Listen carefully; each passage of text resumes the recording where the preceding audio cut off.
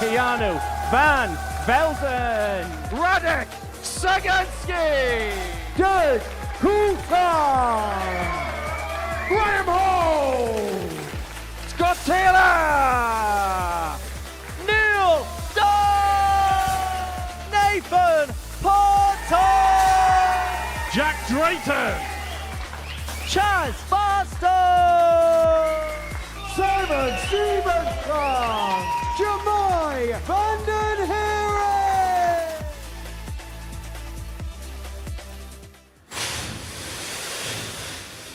Over the past 12 weeks, 12 weekly winners have been crowned, but now it all comes down to this: Champions Week.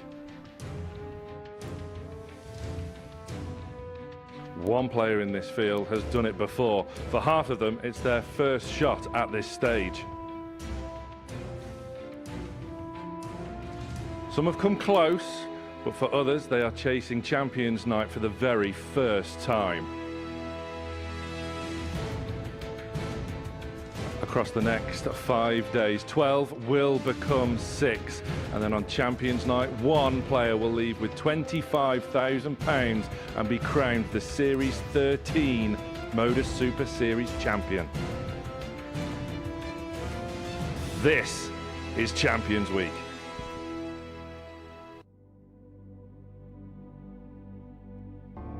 Right in the middle of the bed for double 16. Double 16 is found. Wanting to make people proud, I think I might just have done that. Again, just going through the process. game shot, But it's Van Velden, it's the line. I'm very happy and to lift the trophy.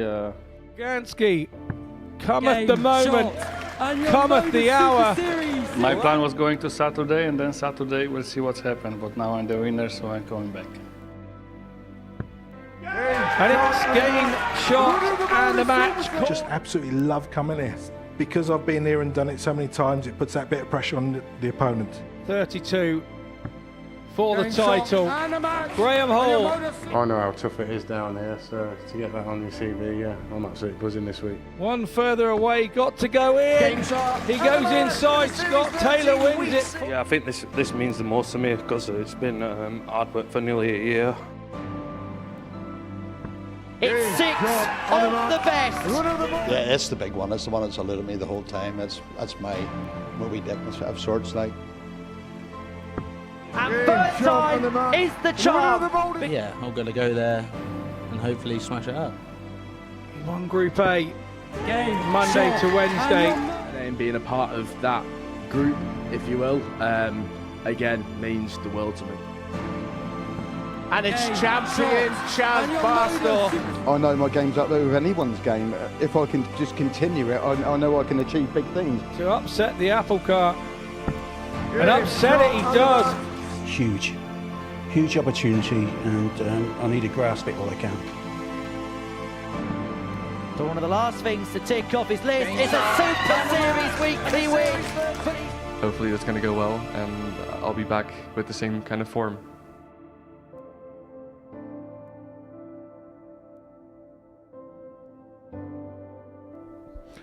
Here we go then, Series 13 at Champions Week, £25,000 up for grabs on Champions Night Saturday, but it all starts here, day one of Group A. Very good morning to you. Thanks for joining us here. Series 13 Champions Week, minutes from getting underway. It was turning out to be the series of the underdog in the early stages. Then some familiar faces booked their names once again into this week. Who will land the prize? Well, we're going to start at least to find out over the course of this morning. Laura Turner and Paul Nicholson are both alongside me. Laura, there's an extra sense of excitement, anticipation in the air when coming into the building of a Champions Week? Always is. Yeah, it's always exciting. And you can see, I've spoken to some of the players already this morning, really excited. Some have had to wait quite a while before coming back here and some not so long. But yeah, very exciting. Nico, there was a few underdogs to start Series 13, and then Group A curse is now a thing of the past. It's almost had a bit of everything. It has had a bit of everything. When we were here on Saturday night seeing Jamai van den Herik win, he went through a bit of a trial over the course of the 6 days that he played. But over the series, we've had some people who have almost told us that they're capable of making it to a Champions Week. If you look at Kiana van Velsen, for instance, you know, we're talking about someone who could potentially win this week after his brother has won a series. What a story that could be. But I think one of the biggest things about this series is just how stacked it is.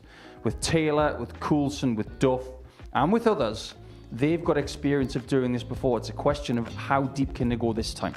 The running averages dictate their group placing. So in essence, Derek Coulson is your number one seed, if you like. The only exception to that rule is Radek Zagansky, who would have been participating in Group A. However, travel issues see him drop into Group C. But Laura, a former series champion in Group C, Scott Taylor, he's been there, done it, and he's coming into this week as what, an underdog? Yeah, it's quite strange to think of him in that kind of regard, isn't it? Considering what he's done here under this roof, but perhaps hasn't shown some of the best form. If you go back like maybe a couple of years ago, he hasn't played quite to that level, but he still managed to pick up a weekly title, and he still made it back through to Champions Week. And Paul, when it comes to someone like Neil Duff, 6-time weekly winner here, he always uses the word legacy whenever he's in this building, but he's yet to win the big one. This would mean so much to him. His ability to win weeks is as good as anyone. But Laura and I were talking this morning about how unlikely it's been over the last 2-3 years that he's been making the Champions Night. I think him coming here this week, his aim is to make Saturday and to then figure Saturday out. I don't think he should be thinking about winning the title. I think he should be saying, right, okay, get me into Saturday and then we'll figure that out, because he's only made one Champions Night. That was in the previous series. So he wants to get this to complete the set of everything, but it's not going to be easy. It certainly won't be. Let's take a bookmaker's view then and see who the favourite is for Series 13. And Derek Coulson, 100-30 favourite, with Nathan Potter, who's playing some really nice stuff of late in there at 7-2. You have the likes of Jack Drayton at 17-2. The Duffman, as we've just been talking about, 11-1. And the former series champion, Scott Taylor, 25-1, outsider of 12. But Laura, Derek Coulson, worthy favourite? Oh, absolutely. Yeah, I mean, we've spoken about him, what he's done in this building, but also what he's doing outside as well on the Challenge Tour. He's, one of those standout players, narrowly missed out on a tour card, but that misses our benefit.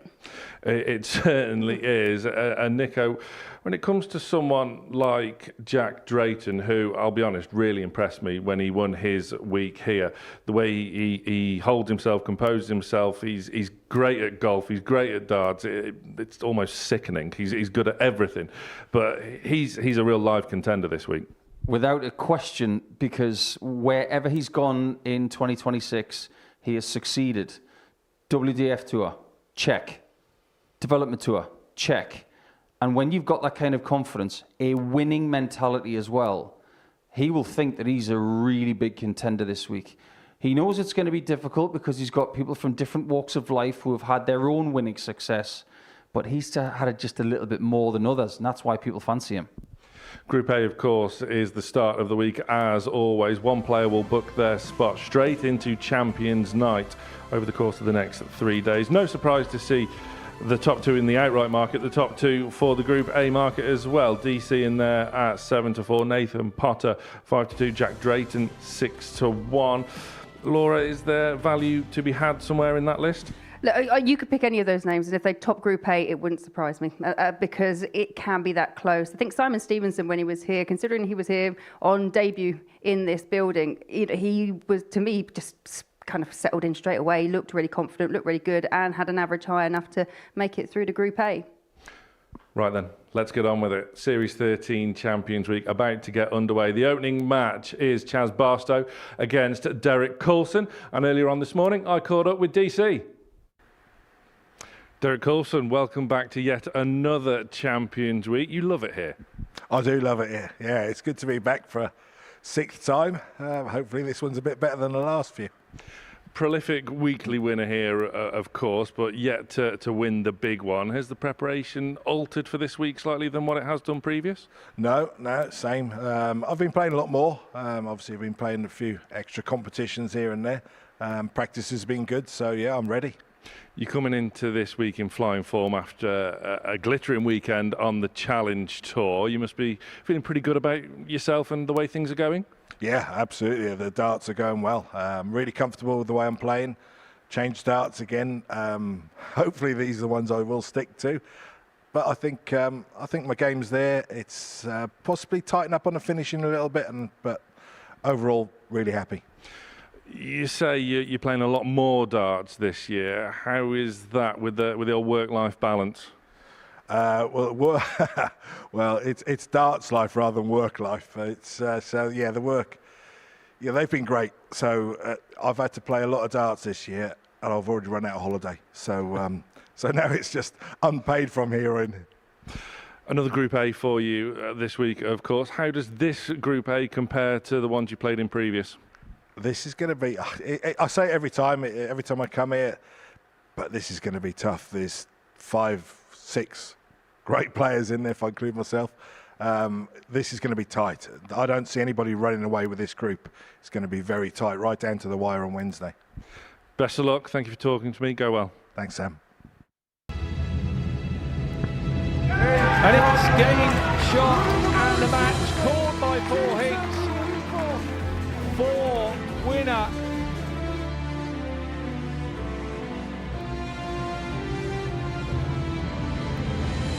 And it's champion Chaz Bartow, the brilliance of Bartow. He has been head and shoulders the best player this week. 6 of the very best for Derek Coulson. It's the Prince, Chaz Bartow!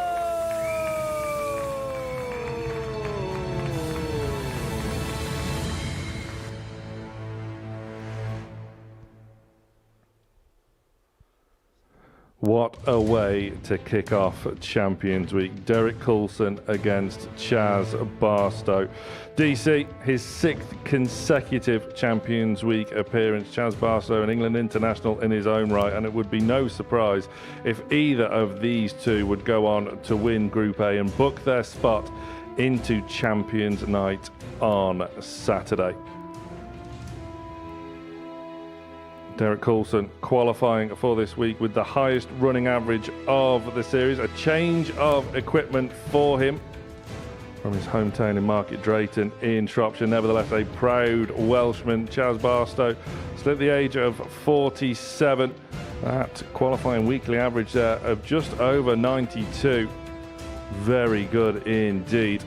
Our Group A Champions Week referee is none other than Andrew Cullen, keeping a firm hand on the tiller. And to get us underway in the commentary box, it's over to Laura Turner and Paul Nicholson. Thank you very much, Sam. Well, this is what it's all about, isn't it? When we started at the beginning of 2026, we wondered who would be in the Champions Week. We wondered who would be in the Group A. And we've got 2 very familiar faces in the very first game of Champions Week in Series 13. And you saw those running averages, 93 and 92. That's incredibly strong. But even at this early stage, they'll be looking to do something that's only been done once. Game on. And that is, if you win Group A and win the entire thing, you would do what Luke Littler did in Series 3. That was 10 series ago. 140. We're expecting great darts, Laura. I have no doubt in my mind that we're going to get them. No, me neither. And this is a strong start from both players. 180. Coulson kicks off with a 140 and Chaz finds a max. And we were talking about it earlier. Chaz Bartow seems to be one of those players that comes to life in the evening. So Group A, is that going to prove a bit of a challenge? It doesn't look so far, but we're only 3 darts in.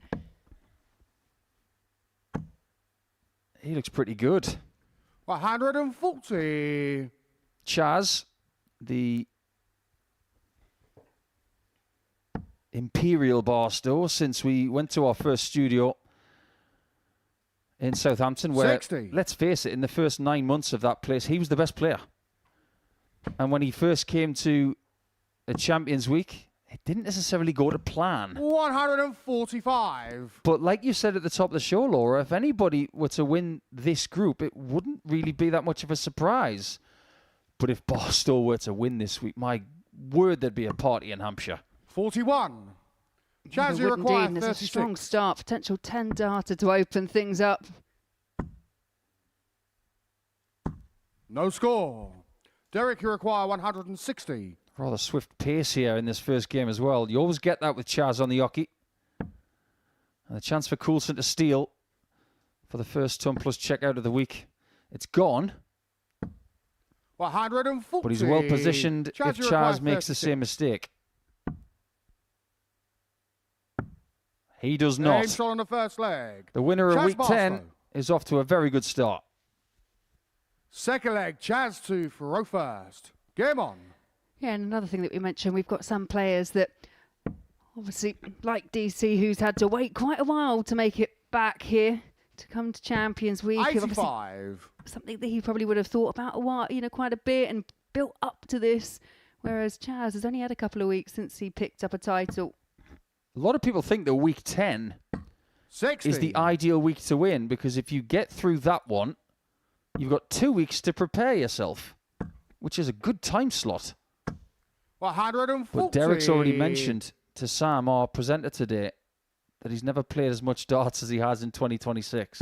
Wherever he goes, he's playing excellent stuff. That includes the Challenge Tour because he is very 60. highly ranked in that order of merit. He's currently at number 2. I know it's early in the year, 96. but he's in a position for a tour card and a debut at Alexandra Palace. I do not think he's going to let that slip. Yeah, there's no kind of indication that it would do. Is that it's one of those 81. questions that comes up on social media and things. Who's the best player out there who doesn't currently have a tour card? And Derek Coulson's name comes up time and time 62. again. I'd have to go with DC right now. And he has played on the Pro Tour a little bit this year, getting that experience. 100. And he's been holding Chaz, his you own. require 118. But in this game, it's Barstow who's off to a flyer. Tops. 78. Bends the wire.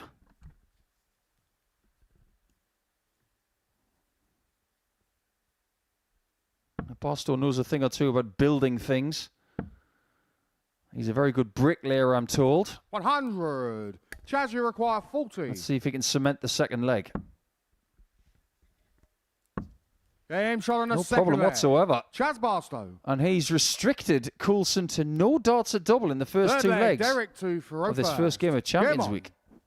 He's just completely dominated the scoring, hasn't he? He had that maximum. It was a 3 140s. DC, on the other hand, a couple of 140s, a few tons, but 140. Chaz Barstow can just tighten up the finishing as well because he's actually missed 6 darts at a double and still Derek's been that far behind. He hasn't had a go at a double 43. yet.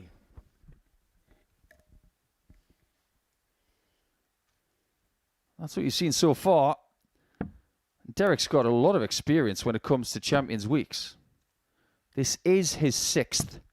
57. So this will feel quite normal for him.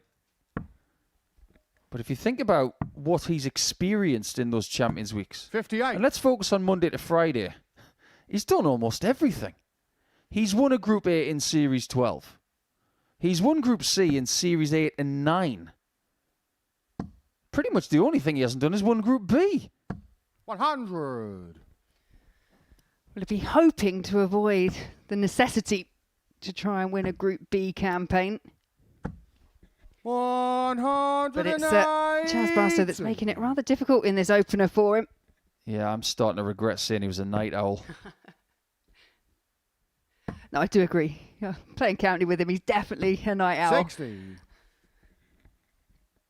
Wouldn't mind another max. Would have left him on tops. 100. Well, this could be Derek, the you first require start at double for 144. Coulson.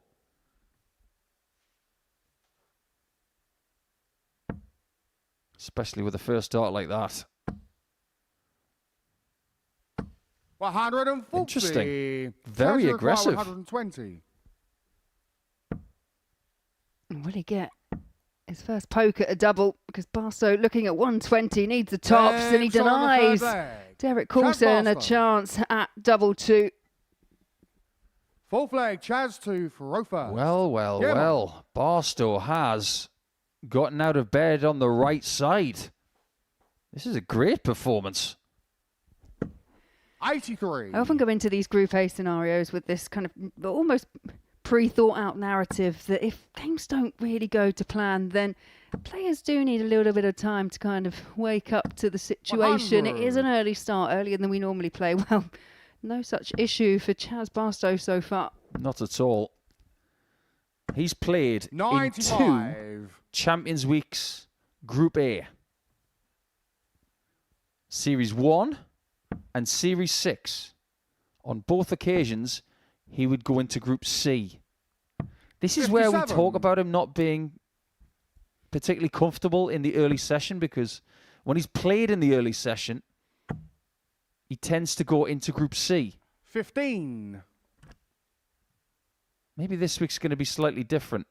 In Series 1, he was 5th in Group A, and then he'd be 4th in Group C. In Series 6, when he got his second weekly title, he was 4th in Group A and then 5th in Group C. He's got to snap this streak. 132. He's bounced back after the disappointment of scoring just 15 points. Derek here has an opportunity to leave himself on a finish, but needs a big treble. 58. Anybody who came up to me this morning and said that Barstow's going to win 4-0 in the first game, I would have said the odds would be massive. But it is a very real possibility. It is indeed, because Barstow will be back. He will have an opportunity to take out this 4-0. I'll be amazed if he doesn't leave tops. 81. He's been brilliant 51. At it. To get off to a wonderful start.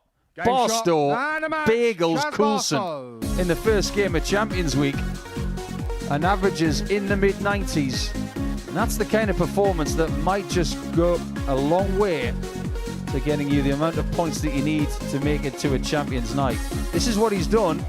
Only 40% on the doubles, but he was given the luxury of time because Coulson had no dots at double at all.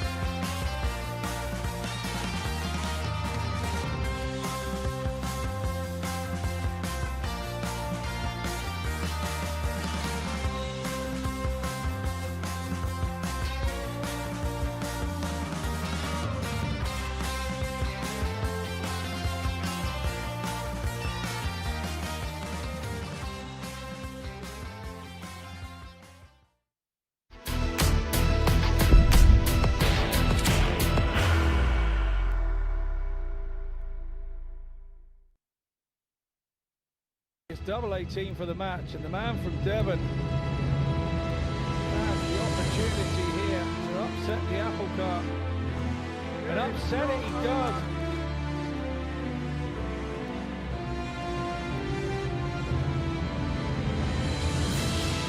And third time is the charm, because Nathan Potter is a weekly winner. He beats Tedyak in the final. Superb stuff from the man from Devon. Is Nathan Potter!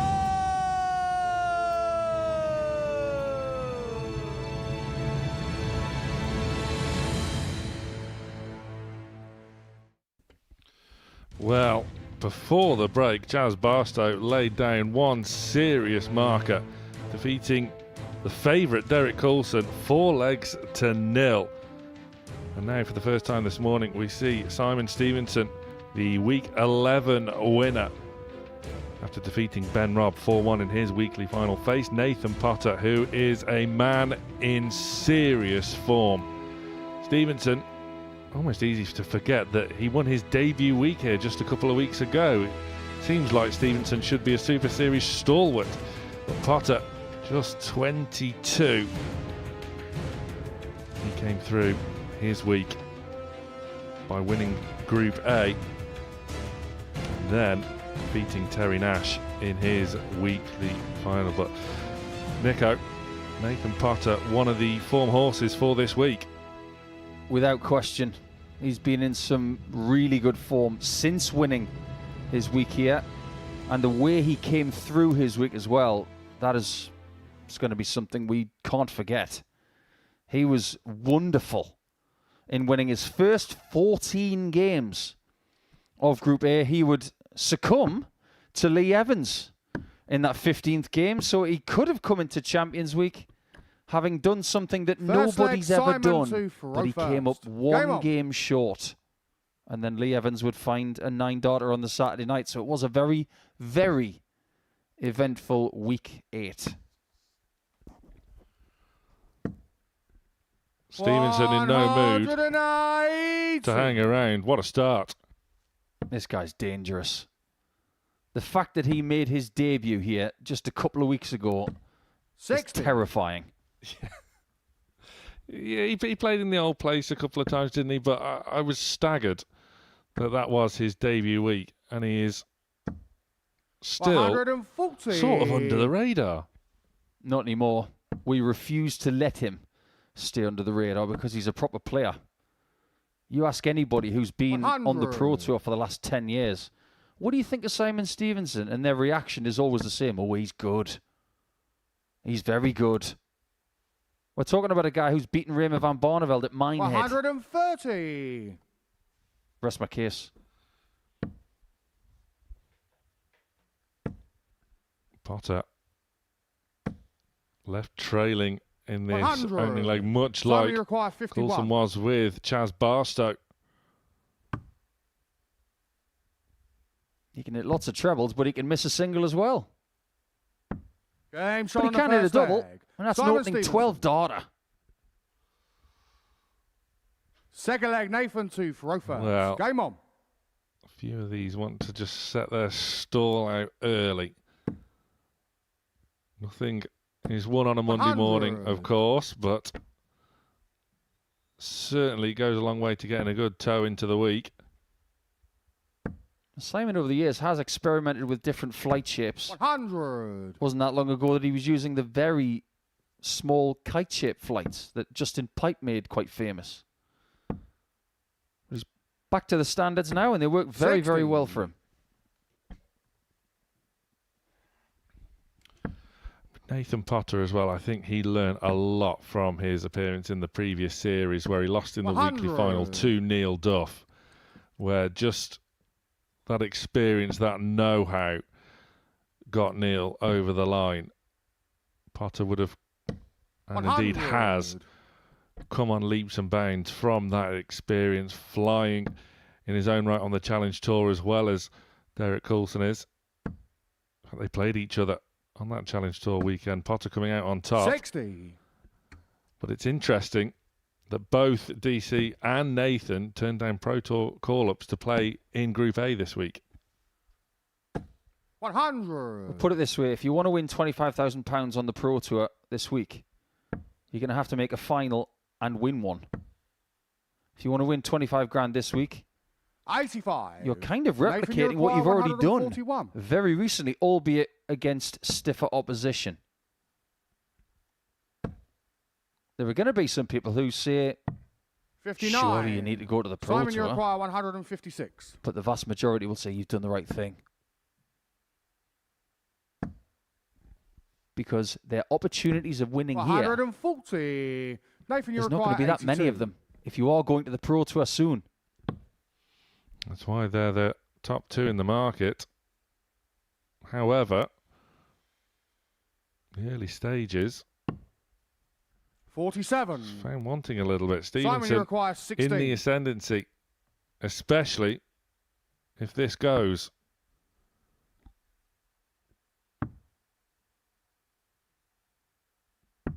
$12. That's a stumble. Nathan, you And require it's something 35. that Potter can take advantage of.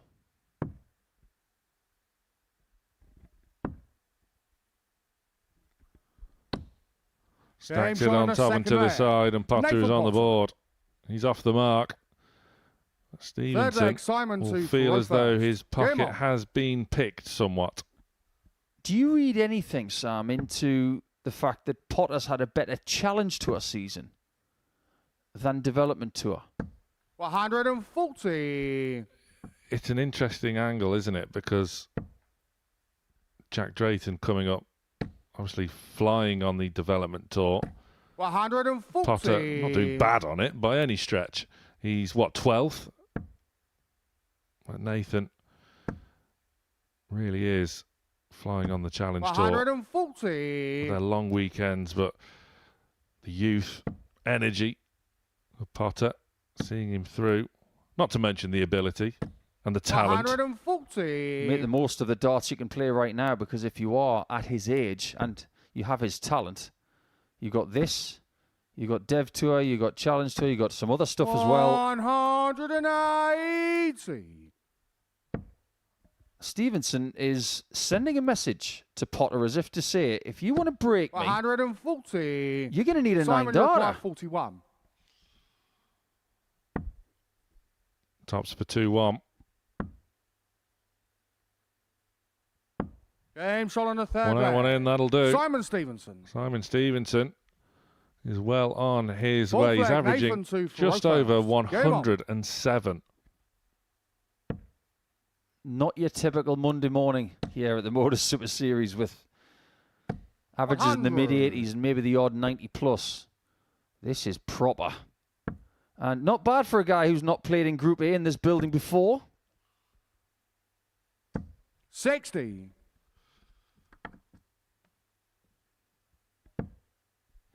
Well, Stevenson flying. Potter 180. packing a punch as well. We are not being starved of 180s this morning. It's only the midpoint of game 2 and we've already 60. got 5. We might just be caressing record territory in various regards over the next few days. 60. Coincidentally, the record for a points tally in Group A in Champions Week, it is a tie between Tom Sykes and Derek 45. Coulson. Nathan, I say you it's a require tie because 161. they both had 26 points and they both had plus 29 leg difference.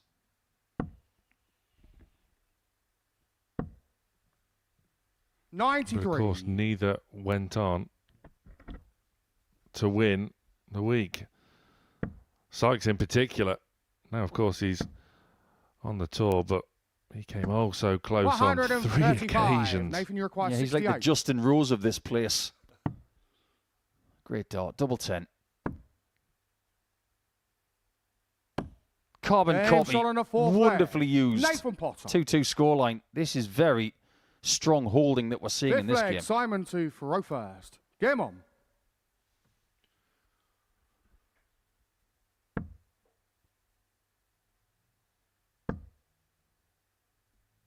It's one of the better nicknames out there 60. as well that Simon has. The Mirror Man. because he fitted mirrors in boats. That's the end of the story. 140. And it does lead into one of the better walk-on tracks when he needs it. Here comes the Mirror Man by Human League. 140. Very good. So I would have guessed Man in the Mirror. Don't complicate it. 100.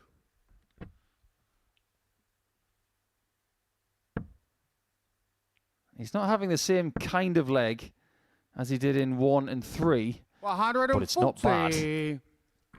But you do get the sense that if Potter wants to break, he's going to have to take this in the next 4 darts. 100. Simon, you require 161.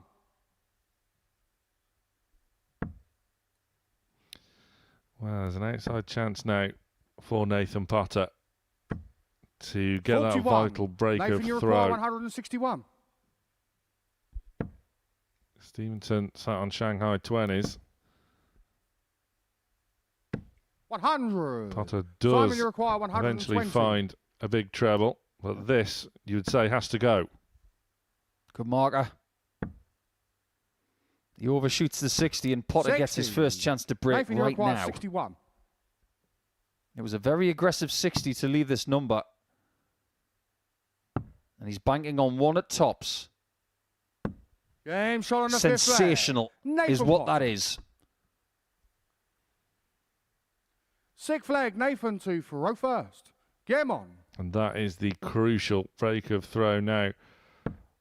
Potter looking to serve this match out for an early success. 100.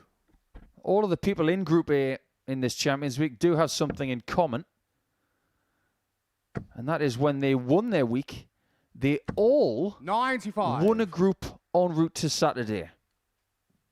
And 4 of them won Group A. The only people not to do that, Chaz Barstow 60. won a Group B, Simon Stevenson won a Group C. But interestingly, of the 12 players this week, 10 of them won a group en route to their Saturday success. The only 2 not to, Steve Green and Scott Taylor. Staggering that Scott Taylor is the outsider of 12 for this week. Former series 85. champion. He's not going to like that, you know. Somebody tell him, because it'll fire him up. That is when he is at his most dangerous with that trademark snarl. 100. Yeah, Clint Eastwood's got nothing on Scott Taylor. Not this week.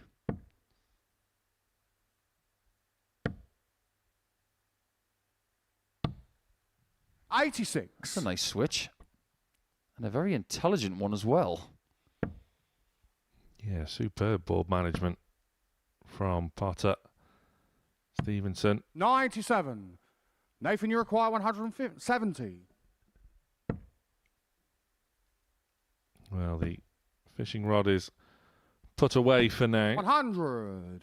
Simon, you require 150. Not to be. So Potter gets a chance to win, to put himself on 2 points. 50. Alongside Chaz Nathan, you Barstow. require 70. And after a very, very big beginning, he might have the final say. Game shot. A clinical finishing Nathan display Potter. from Nathan Potter has seen him overcome Simon Stevenson, who started this match like an absolute rocket. But it's Potter that gets the win. A really polished display from both, in truth. What a start to Champions Week this has been.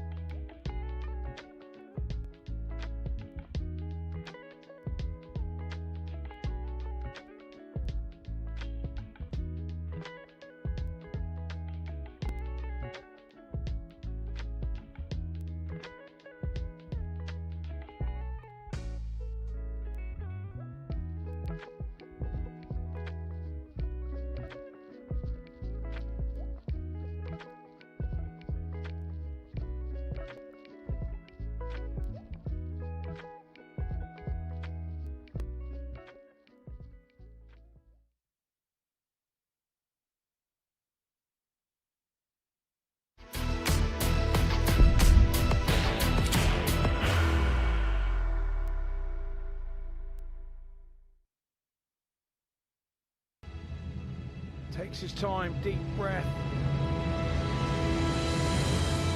Group A, Monday to Wednesday. He's now won finals night here at the Modus Super Series 32 for the title. Graham Hall is your winner. He is your week 5. This man to Graham Hall, the G-man. Your weekly Modus Super Series winner, Jack Drayton.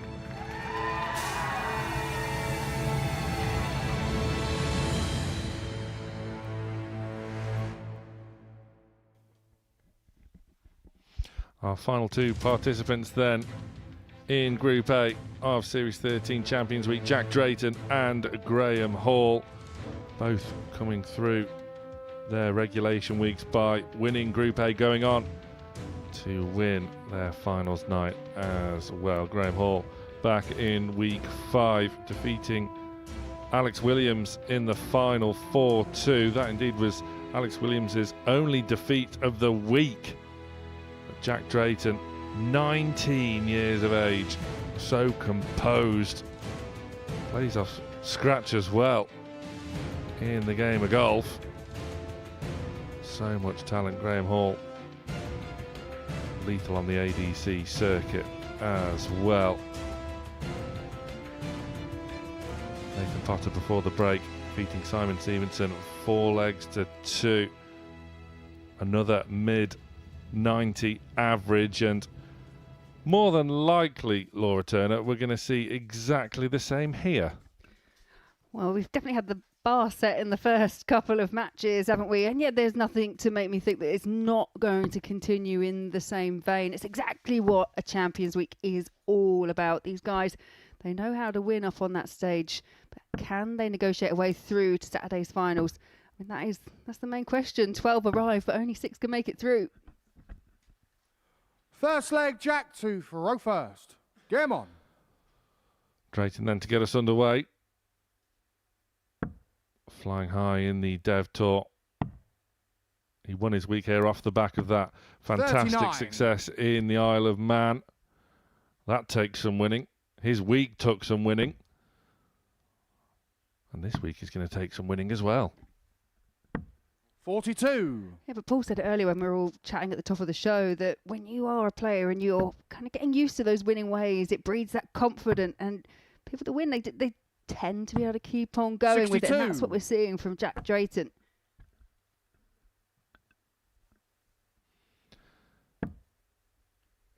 His composure impressed me greatly 100. on that finals night, and it was emotional, but emotion at the right moments.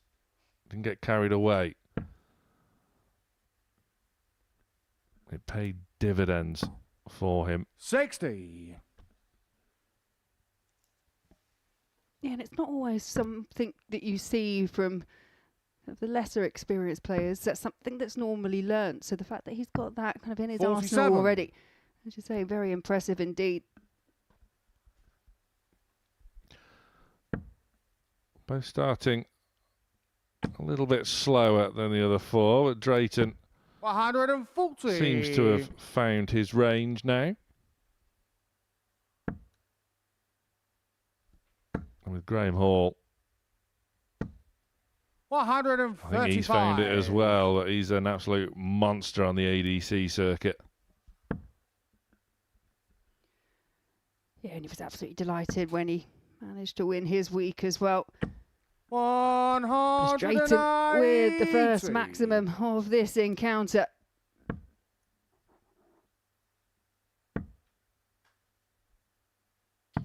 $59. Jack, you require 20. 2 turns then for an early hold. Game shot on the first leg. Right Jack in the middle Drayton. of the target. Again, that was very Second leg, Graham composed. 2 for row first. Very Game clean on. and crisp. Yeah, it's a 16-dart hole to throw for the opener for 43. Jack Drayton. Especially in these early exchanges between the players, for me, just getting that double first dart, no faffing, 100. 180. to set it up as well. It just got better as the leg went on.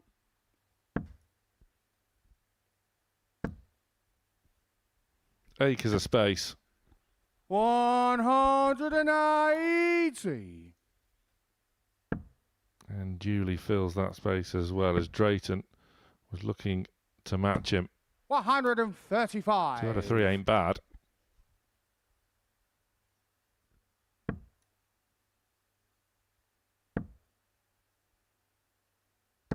$95. And if Drayton can find another couple of big trebles, then he will be first down to a finish. All back on 183.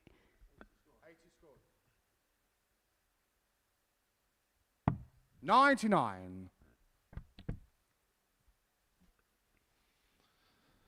So Drayton down to a finish, but it is a biggie. Hall is going to leave this sweet. 159. Exceptional. Jack, you require 167. Yeah, very sweet indeed. And he will get a go at double 12 just to level things up a bit. 97. Graham, you require 24. Game shot on the second 13 leg. dart leg. Graham Hall. That will certainly settle him down. Third leg, Jack 2 for Rofa. It was a scrappy Game opening on. to this match, but now both players averaging comfortably in the 90s. Drayton nudging a ton. Sometimes after the 121. first round of kind of 3 fixtures, especially in a Champions Week, you just kind of see if there's any fragility in any of the players. And I'll be honest, I really haven't seen 81. much at all in terms of how this group is going to pan out. Yes, Derek lost his opener 4 legs to nil. However, it was an exceptional first performance from Bartow. Can he maintain that? Even just looking at the finishing stats here, 1 dart each, 1 dart hit.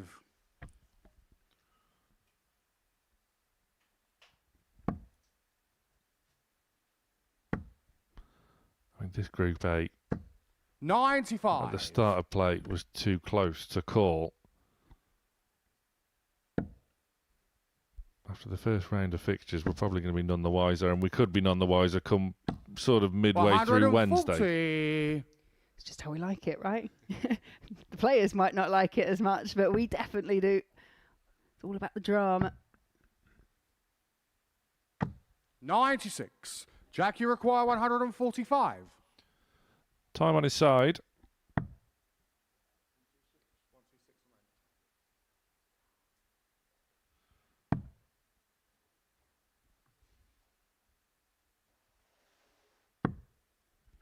$63. I wasn't sure if he was going to persevere for the treble 19. I mean, it would have left him 50 anyway, but what's to switch? Yeah, by no means the worst idea in the world for Drayton. Hall searching for a big treble. Well, he got the treble, just not a big one. Jack, you require It's a bit of 82. a sarcastic thumbs up from Hall there.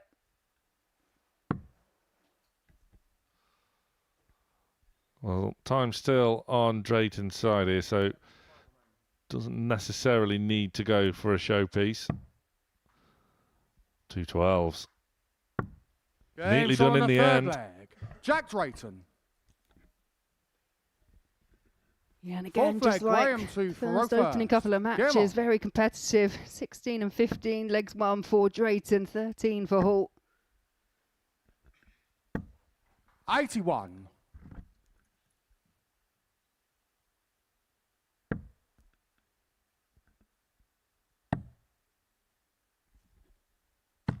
$96. Shade unfortunate that the next in that treble 19 didn't follow suit. 26. And another thumbs up. Those darts in the treble 1 weren't his friend.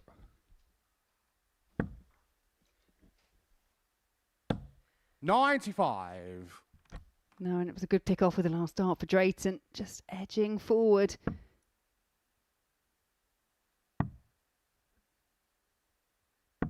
$57. Yeah, Graham Hall could find himself in a bit of trouble in this fourth leg.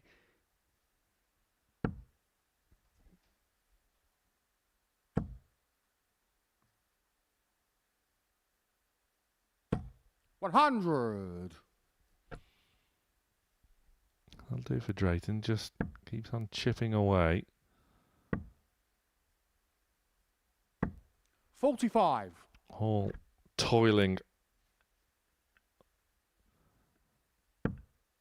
Drayton senses his opportunity to go one away.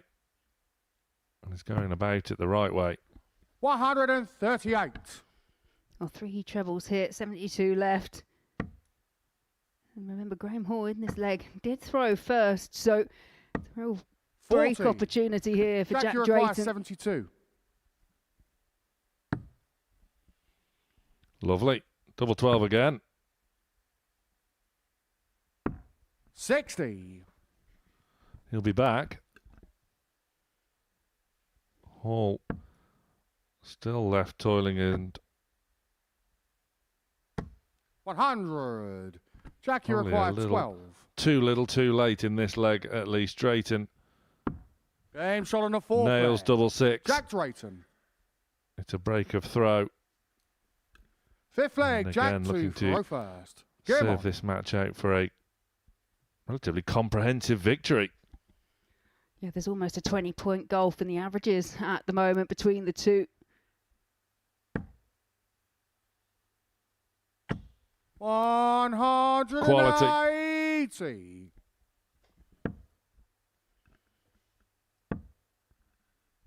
Yeah, when things aren't quite going your way and things aren't flowing, 3-1 down, the last thing you want to hear from the caller is a maximum.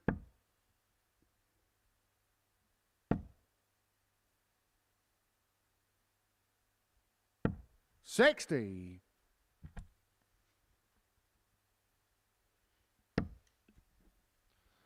Looks inviting. 140.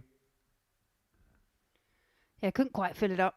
But it just keeps him interested in this leg. Hall must win every leg from here on in, but Jack Drayton 97. Just looking in cruise control at the moment.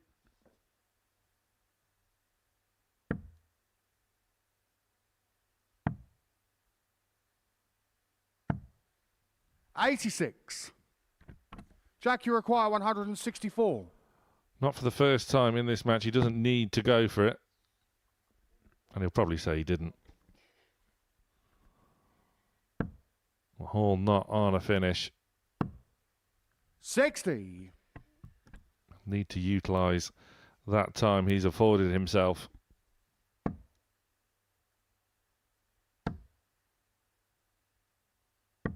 $45. 2 right on the wire and 1 real wild attempt to try and squeeze through a big treble.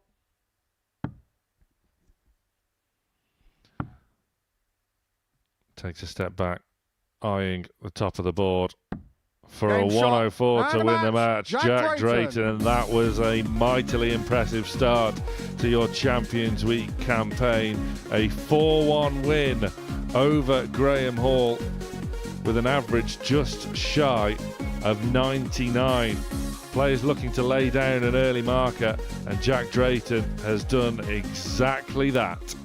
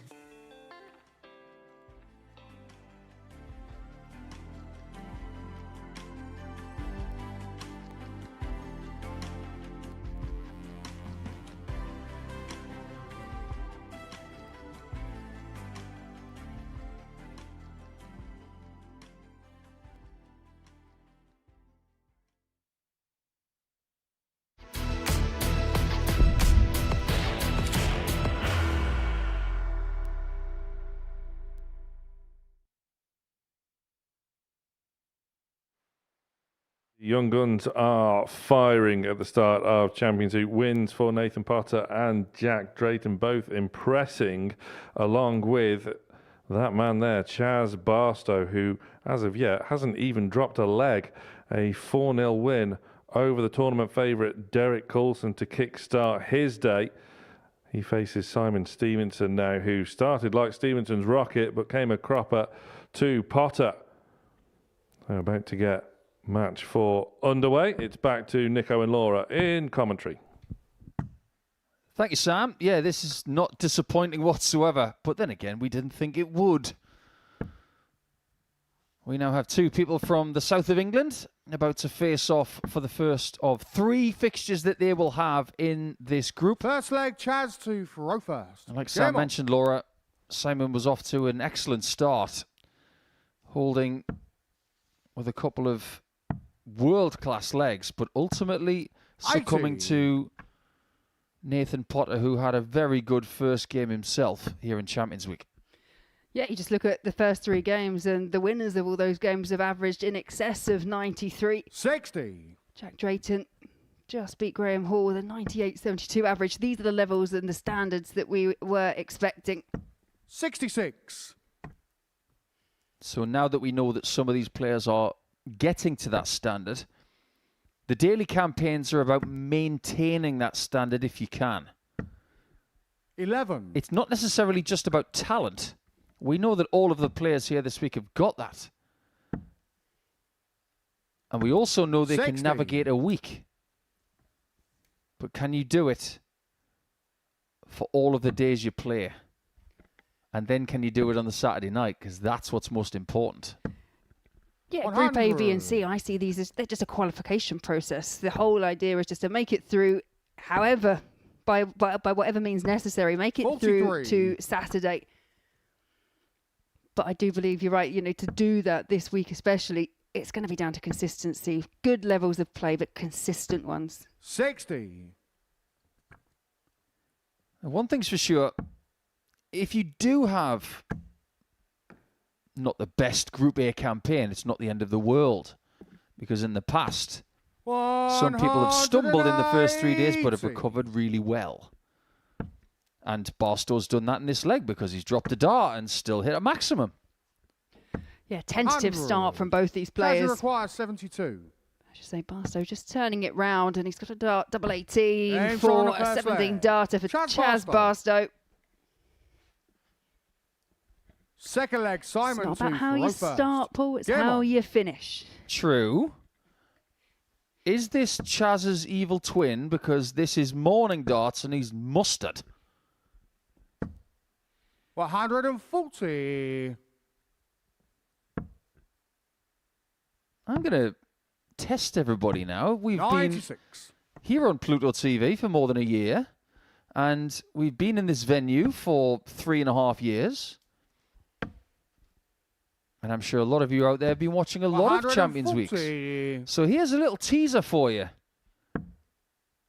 We've got various positions 42. throughout the week that have gone on to be the champion at the end of the week. So, for example, if you finish 3rd in Group A, you would be A3. 140. We've got 6 positions in Group A. We've got 3 in Group B. We've got 2 in Group C. They are all positions that Simon, can you're quite 81. yield the victory at the end of the week. I'll ask the question in the next leg. 41. Yeah, it's good set-up play from Stevenson. Didn't have to chase the single-to-ball combination because Chaz Barstow is way, way back on 244. 92. Simon, you require 40. He's on a finish now. It may not mean a thing. Now what do you do? 35. He was thinking about Chaz, you require taking it out 152. completely and going back to tops, but he thought it was a bit too risky. He may be proven right. Another one in there for Barstow. A bit of a flyer. And now this is awkward for Stevenson. Simon, you Has require to burn 5. a dart.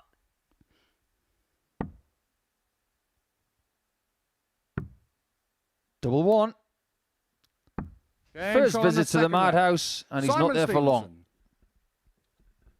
So here's the question. Which Third leg, positions Chaz 2 for row first. in a Champions Week have not yielded a champion? I'll give you a clue. There's only one in Group A in the history of the Modus Super Series. There's one in Group B, and there's one in Group C. So 3 is the answer, but 99. what positions are there?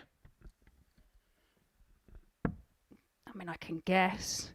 I'd say C1. 46. C2. C2. So if you finished second in Group C in the history of the Modus Super Series in Champions Week, we do not have a winner from that position. 137. Did we continue that trend into Group B, as in B3? It's B2. We've never had a winner from 60. B2. And as for Group A, it seems very plausible. A6. A6. Yes, I got one. So if you finish bottom of Group A in Champions Week, 60. based on history, you do not win the week. Any idea which is the most popular for winning? 180. I mean, this could just be my perspective, but I'd have to go B1. B1 is correct. Yes. 5 winners we've had who have won Group B.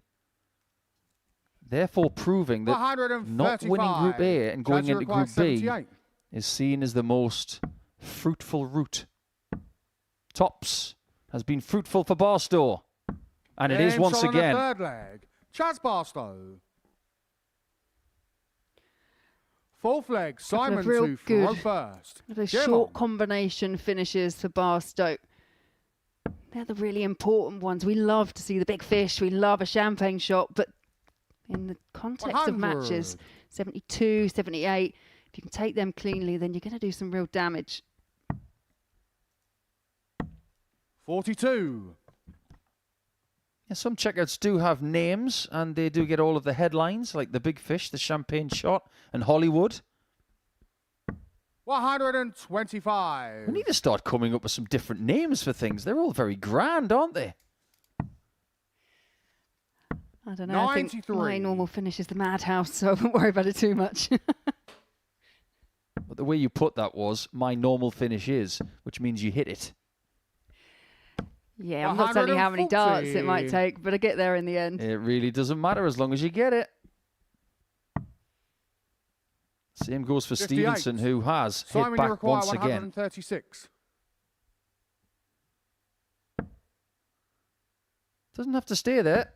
Could have used the 16s. 96. Still very professional the way he's been playing today.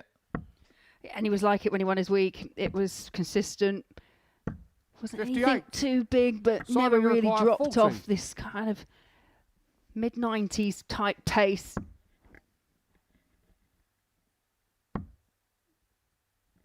He's under no pressure. He could even bust this if he wants. 20. Seen funnier things happen. Because you don't want to be on 555. No, in the week he won, tops, he just 100. had on an absolute string. Simon, it was every 20. time. Really wasn't missing the target. He's not missing that either.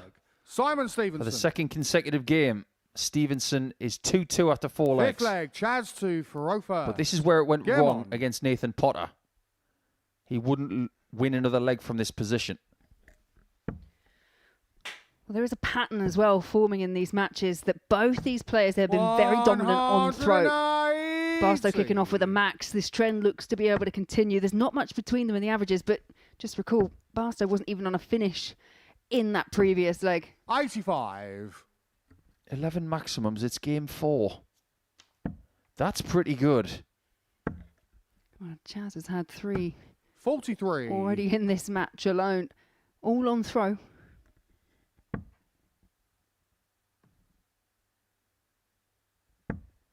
Some of these players this week have had a very 60. difficult decision to make. It's been well documented that Nathan Potter and Derek Coulson have decided to play here because they want to be a series winner over playing on the Pro Tour. 180. Well, that is number 6 for the day, and Chaz is on it. Yeah, I think Chaz has had to make a difficult decision as well as part of the England team. There is a match at the tail end of this weekend, and by winning his place here, he's opted, like Derek, like Nathan, to have a go at winning the Champions Week title. I think if anybody's watching from the Welsh or Scottish team right now, they're thinking, I am so glad he's not playing for England this week. Yeah, I'm not. 180. We want Chaz there.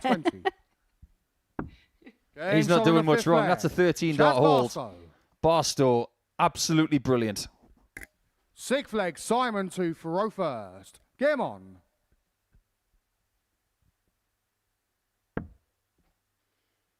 Look at that. 4 180s. Game isn't done yet, though. This is a brawl. Like I say, it's just got this pattern. It's really back and forth. Stevenson will need to find a way of holding and breaking. He's made a good start in leg 6. One thing I love about this place, where we have the best amateur players in the world, is that if Simon Stevenson is walking down the street, you wouldn't bat an eyelid. You see Chaz on a building site, you wouldn't bat an eyelid.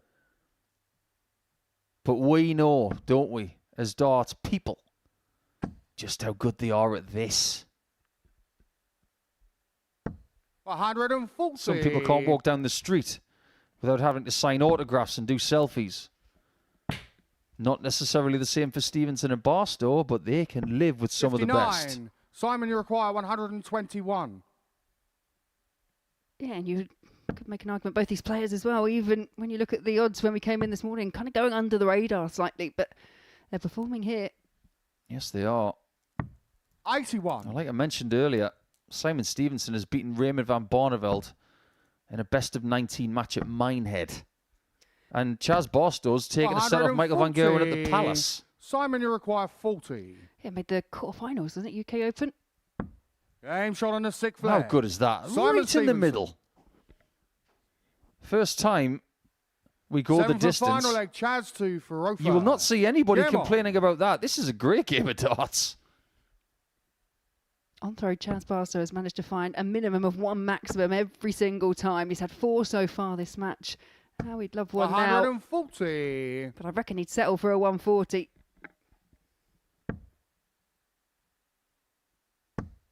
I was talking to someone very recently who lives in this area of England, 140. who knows Chaz really well, a guy called Pete Mitchell. And no, before anybody says anything, it's not Maverick. Because that's Maverick's real name in Top Gun, isn't it? And he was responsible for giving Chaz his set of darts. And he's had them for quite a long time. They're a very old Eric Bristow dart. You can't even get them anymore.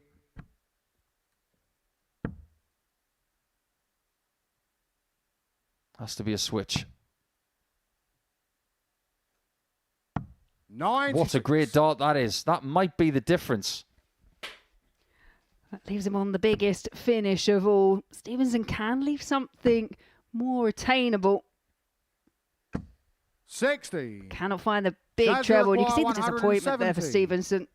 If Barstow does win this leg, there's going to be one word that will follow him around today, and that's unbreakable. 42. Simon, you require 161. But he's not over the line yet. That was a poor visit. So that's that perfect lie. That first dart, if it's not in the treble, he can just lift it over. Chaz, you require 128. That's some good thinking right there from Stevenson. But the shot's on. And for the first time here in Champions Week, Chaz Barstow is going to have to survive match darts. 88. Simon, you require 31.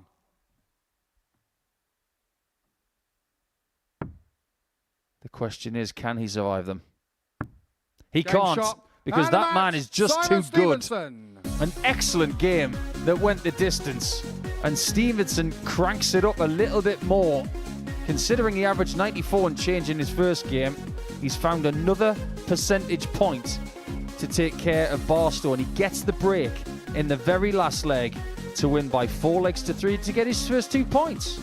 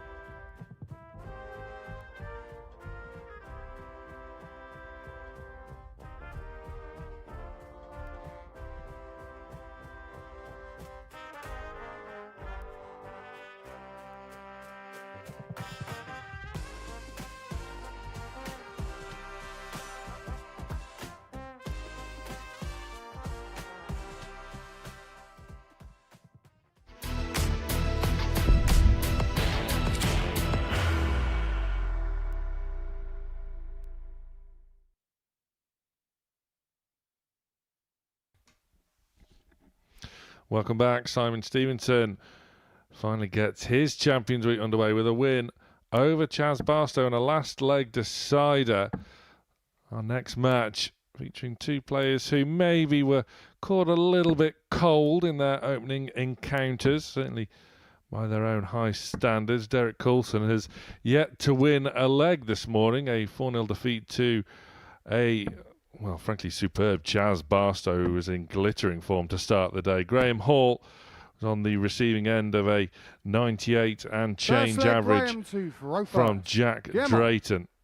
So one of these 2, Paul Nicholson, will get their first win of the week.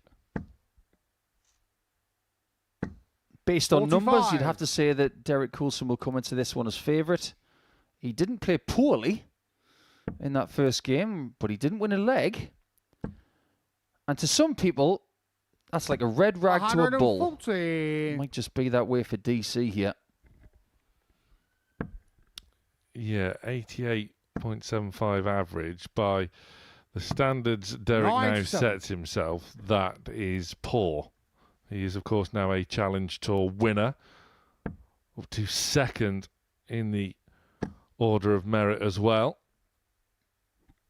What do you make of the three-winged flight, by the way? He's been using them for a while now. Just before the start of the year, I think. He's changed barrels recently. As 125. Fires himself back into this leg. Yeah, the barrels have changed just before that Challenge Tour weekend, I believe.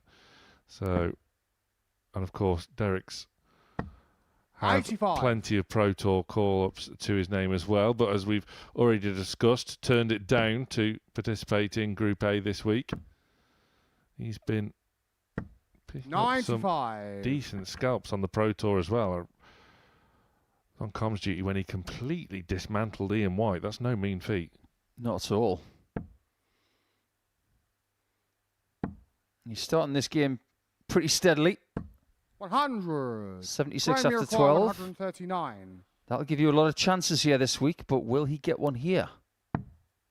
The answer is yes. And by the looks of it, he's going to get his first dart at double here 83. today. Derek, you require 76.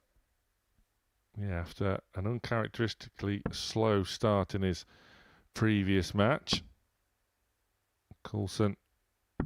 Game shot on the An first early leg. break of throw. Derek Coulson. He's backfiring. We knew it wouldn't be long. That's why he's favourite for the week. Second leg, Derek to throw first. Game on.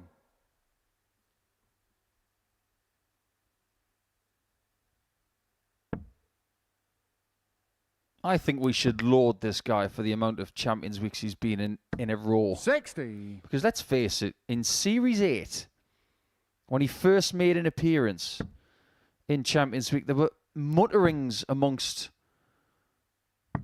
58. the pundit fraternity saying Coulson's useful. I just wonder what he can do. But at that point, if you'd said that he'll be in 6 consecutive Champions Weeks, people would have looked at you funny. 100. But it's happened. And he did win through to Champions Night on that first attempt by winning Group C, and he would then win Group C again 125. in the following series. It's the Champions Week of Series 12. He won Group A. And he actually had one dart to beat the eventual 100. series champion Charlie Manby in the semi-finals on Champions Night. Yeah, largely forgotten. Because we always remember the finals, don't we? We remember when Jimmy Van 85. Schie was the first person to miss a championship dart and then be defeated by Jeff Smith. But what about the people that nearly made it to the championship game? Derek is one of them. Yeah, after the back of Series 10 as well, eventually won by Jensen Walker. Derek defeated in the semi-final by Sam Spivey. So he's been knocking on the door.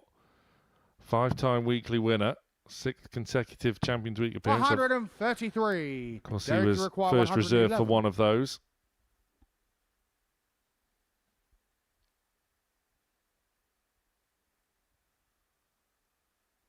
And just for a second there, was he thinking about going 19s? It's a good job he didn't. 71. Graham, you require Graham Hall now 100. with a chance for an immediate break back. Tops. 60. Derek, you require 40. Just a bit too safe on the tops. Here you can be safe once, maybe.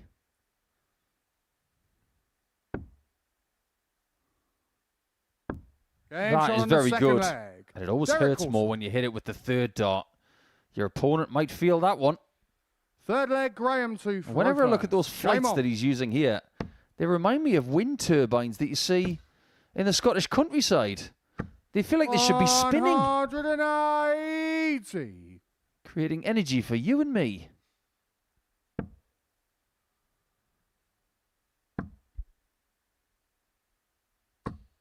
$140. Well, it's quite interesting that when he's had those Pro Tour call-ups, Derek was sat on the same table as Peter Wright. Both of those 100. two constantly tweaking and tinkering and with stems, with flights, with barrels, with points, everything, just trying to eke and seek 60. that extra 1% improvement. It's a good job they got that to talk about, because I don't think they're going to be talking about hair products. By the looks of it, Derek's going to stick to his own wardrobe. He's not going to go full snake bite. But Peter's very smart when it comes to a lot of things. 100. Graham, you require 81. He might even have tapped into his mental resources about how to tackle this week. Well, Graham Hall is tackling that. That's an 11 darter. Graham Hall. He's in the game now. Yeah, that's much more like it for Graham Hall. Row first. Game on. Again, we knew it was a matter of time when and not if he finally starts to fire. 100. I take it Derek's just going to stick with DC as the nickname. He's not going to go for something else. 100. You could call him a detective, because DC stands for Detective Comics, doesn't it? God, I always had him down, Derek, his style and the way he plays, illustrated beautifully there. He's a bludgeoner. He will bludgeon you. If you can't get out in time, that's it. He's relentless. It's down to you to get out ahead of him, or you will be bludgeoned. I think many people who have played him on this stage have felt that way one way or another. 100. He just knows how to win. And you know how some people have a form period that might last 6 months? Maybe even less than that. 140. This form period from him has lasted years now.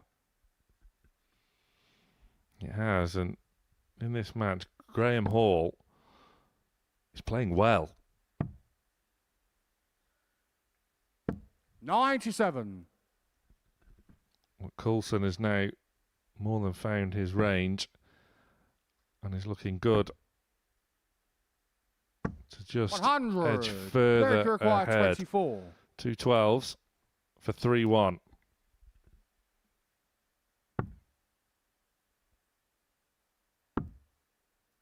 Two threes.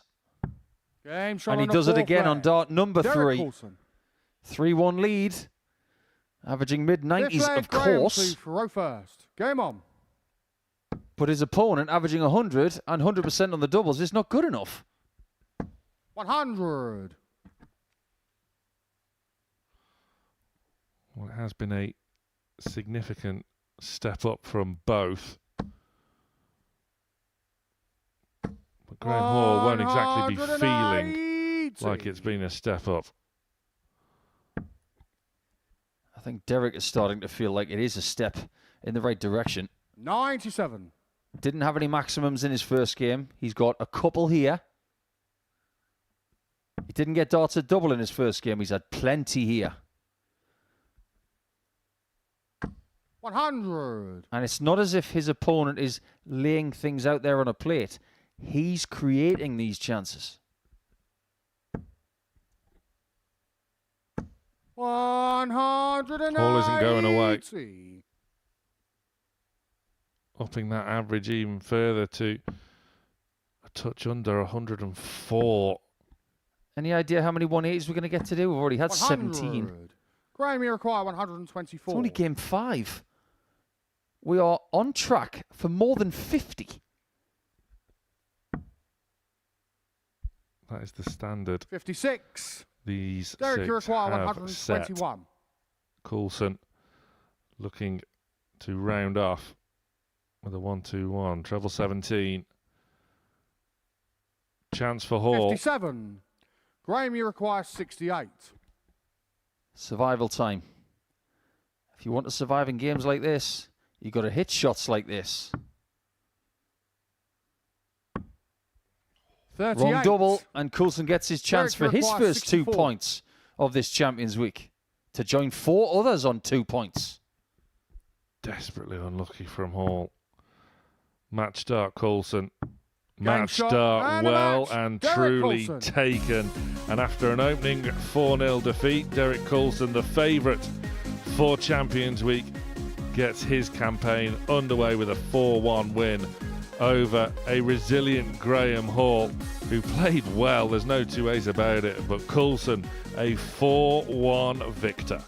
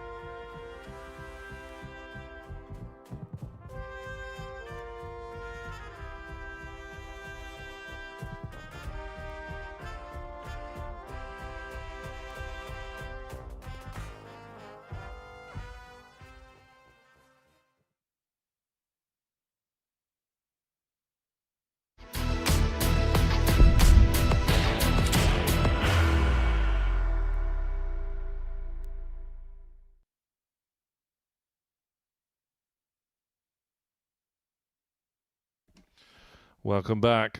We are counting down to Champions Night, of course. One of those 12 will be crowned Series 13 champion. As we're already underway in Group A, we'll be seeing the likes of Neil Duff, a 6-time weekly winner here, later on in the week, along with the likes of Radek Zagansky and previous series champion Scott Taylor as well. One of them will be crowned champion on Saturday night, where it's an earlier kick-off time for us here on Pluto TV. Join us Saturday night from 7 o'clock for all the build-up for Champions Night.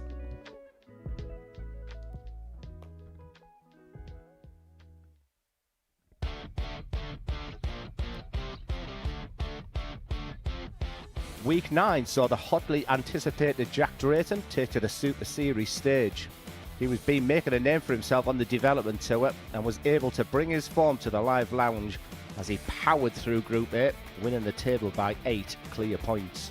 And Jamie Lewis joined the action in Group C. The former world semi-finalist showed his worth as he qualified for his second Saturday finals night. Joe Hunt threw in 3 ton-plus averages in his Group C campaign. He grew into the week and qualified in 2nd place.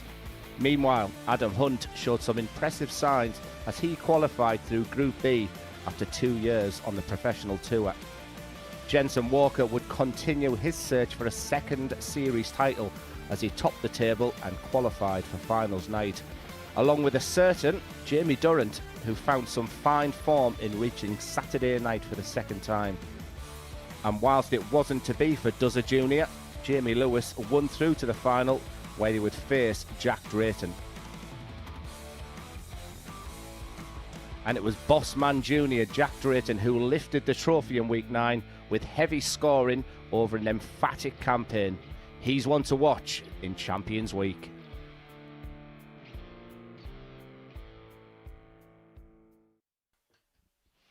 I look back there at the fantastic week 9 won by Bossman Jr. Jack Drayton. And he was mightily impressive as well in his opening encounter. A 4-1 win over Graham Hall, averaging 98.72. He's back on stage now, facing another young rival, Nathan Potter, who was equally as impressive in his opening success against Simon Stevenson. That form backed up by Stevenson by defeating Chaz Barstow 4-3. Two First leg, of Nathan the to throw first. hottest young talents on Planet Darts. And Laura Turner, this is going to be good. It's going to be good. It's going to be competitive, especially, as you mentioned there, what we've seen from them in their opening 60. matches. But it's really interesting just to see the dynamic of how Champions Week looks, because we've got kind of some of the outsiders that qualified early on. Your Steve Greens, your Kiani Van Velzen's coming into the fray a bit later. You've got the experienced players of a DC and Neil Duff obviously picking up a 6th weekly title to make it through. And then you've got the young guns, and they are fearless. But they're not just fearless, they back it up on the oche time and time again. Looking to resemble the likes of Luke Littler, Jensen Walker, Charlie Manby. All young guns, former Super Series champions. 140. And both starting relatively strongly. 45. Nathan, you require 161. Drayton, the first to blink. Potter just looking to set himself up. 121. Sets up beautifully after just a dozen darts.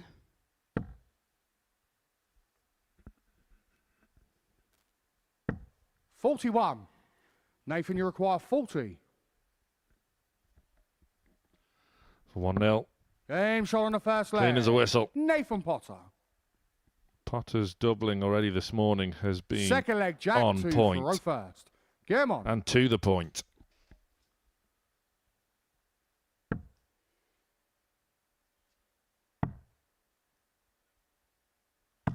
$134. Jack Drayton just trying to find some kind of response. 100.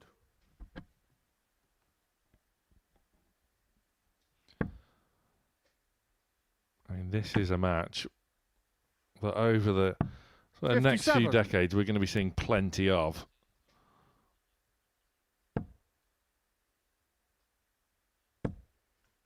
Two players prominent 100. in the market to lift the coveted trophy come Saturday night. Yeah, they have already met each other on the PDC development tour. Last year, it was Nathan Potter that just edged victory, 5 legs to 3. But I agree. I wonder if there's a difference for these players, playing your peers and playing someone that perhaps you don't normally get to play against. I think when you play someone that you kind of, especially when you're younger, a similar age to, or you play alongside on a regular basis, it's just got a different kind of edge to the match, a different, Nathan, you might have a different thought process.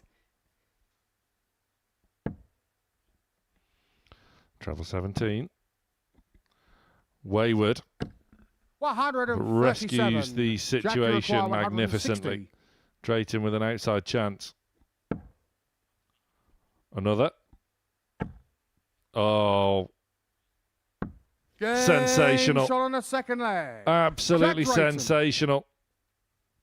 No quarter Third being leg, given by Nathan these to two go first. young Game on. stars. They both fancy this. It's a massive finish, a 160 from Drayton, just a hold throw, just to level things up, because Nathan Potter, after 12 darts, 140. once again was sat pretty on a double. Again from Drayton, keeping his cool, his 61. composure, showing just the right amount of emotion at the right time, the right moments. 140. Because Nathan Potter is putting him under the cosh here. I mean, just look at the numbers. Yes, we're only a couple of legs in, but as mentioned, Nathan Potter, 43. 2 consecutive legs. He's been down to a double, not just a finish, but a double after just 12 darts. 137. This has been explosive from Potter.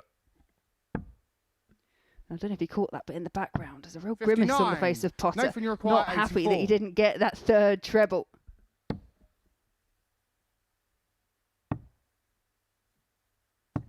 $44.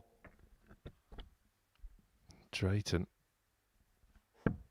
miles behind. Potter looking 125. to Nathan, cruise you to a require 40. 2-1 advantage tops. Game shot on the third leg. Well, it could have Nathan got Potter. slightly awkward with the way his darts lie in the board, but Potter Fourth made it leg, look Jack, relatively 2 for simple in the first. end. Game He on. gets that 2-1 lead, and he's still averaging in excess of 113.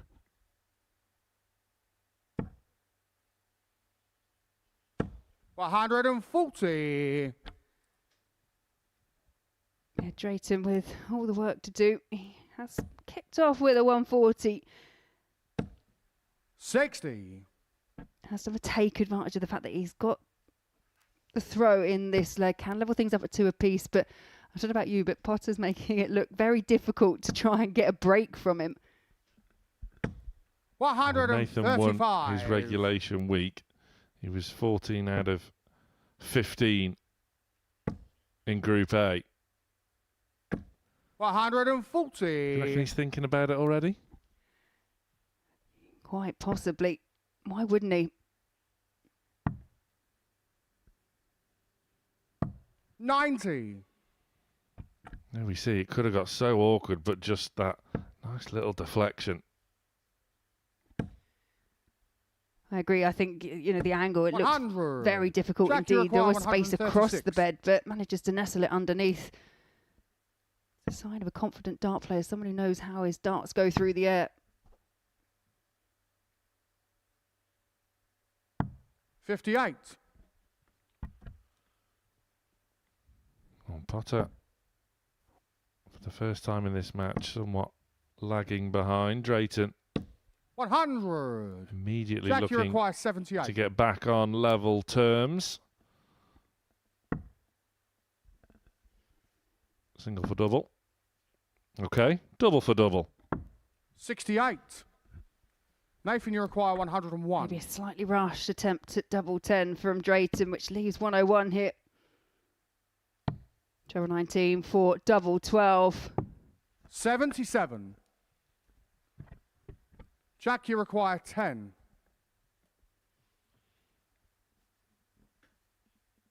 Big moment. Game He's shot up on to the fourth task. leg. Jack Drayton.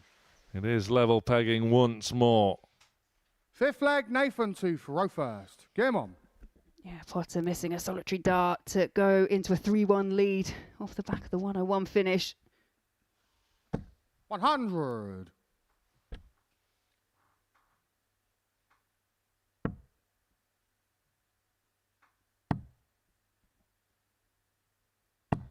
$96.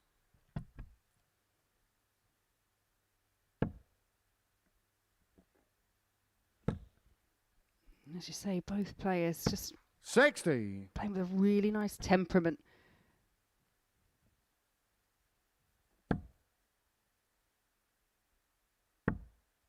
No big reactions. It's just full of focus from both 94. players.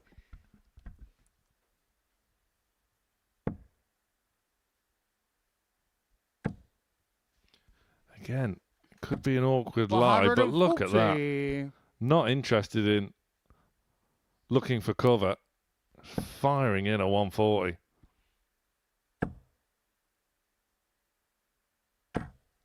$140. 140 fired back, and it's Drayton that's just got ever such a slight advantage. Just 30 points between them.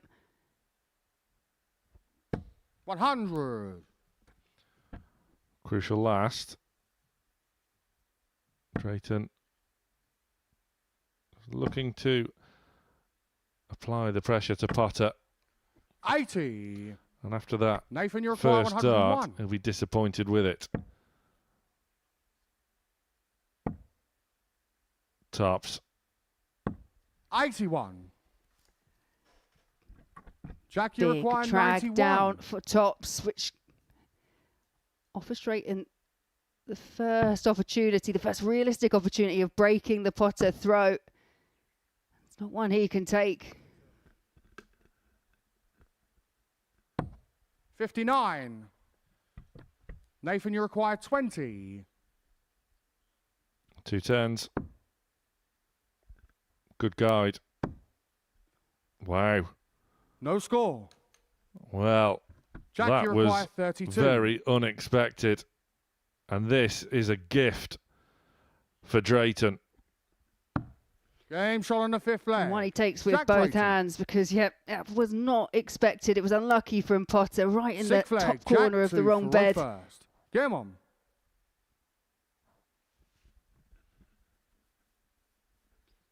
And the averages, they really do defy the scoreline at the moment. Nathan Potter still averaging in excess of 100.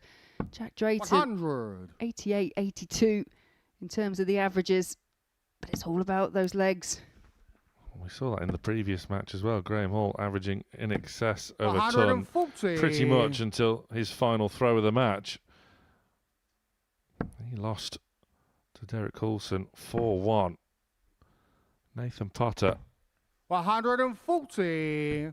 103 average, finds himself 3-2 down, a breakdown.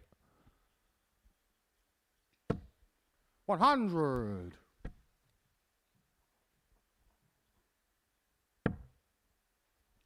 Points-wise, nothing splitting them at the moment. Drayton just trying to make another move. 100. Does leave a long-range finish when he comes back to the hockey.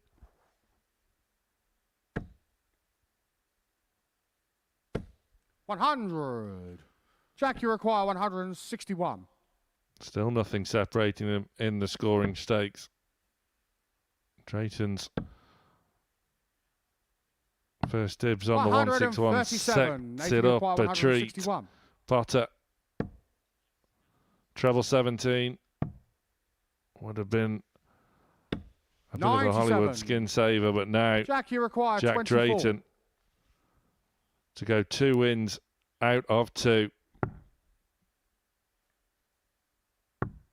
Game shot and a match. And it is Jack Drayton. a 100% record in the early stages of Champions Week for Jack Drayton, defying the tremendous scoring power of Nathan Potter, who's still in that match, averaged well in excess of 102. But the key shots at the key times saw Jack Drayton get over the line. It's a 4-2 win for the Bossman.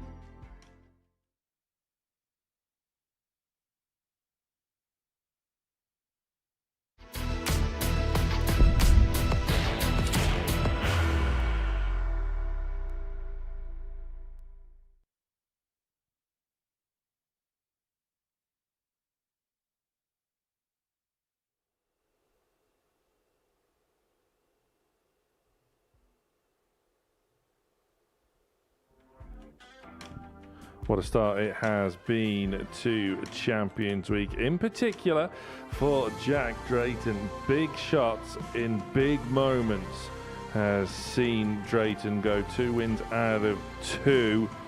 But it's been relatively nip and tuck despite some big score lines here and there. Chaz Barstow laying down an early marker, 4-0 over Derek Coulson, who in turn then defeated Graham Hall 4-1. Barstow looking to back up that opening win came a cropper to Simon Stevenson, who in turn lost to Nathan Potter, who in turn lost to Drayton. It really is nip and tuck. There we see the group table, everyone playing 2 matches. Drayton 2 wins out of 2, only leg difference separating the rest, apart from Graham Hall, who in his second defeat averaged just shy of 100. This Champions Week, and in particular this Group A,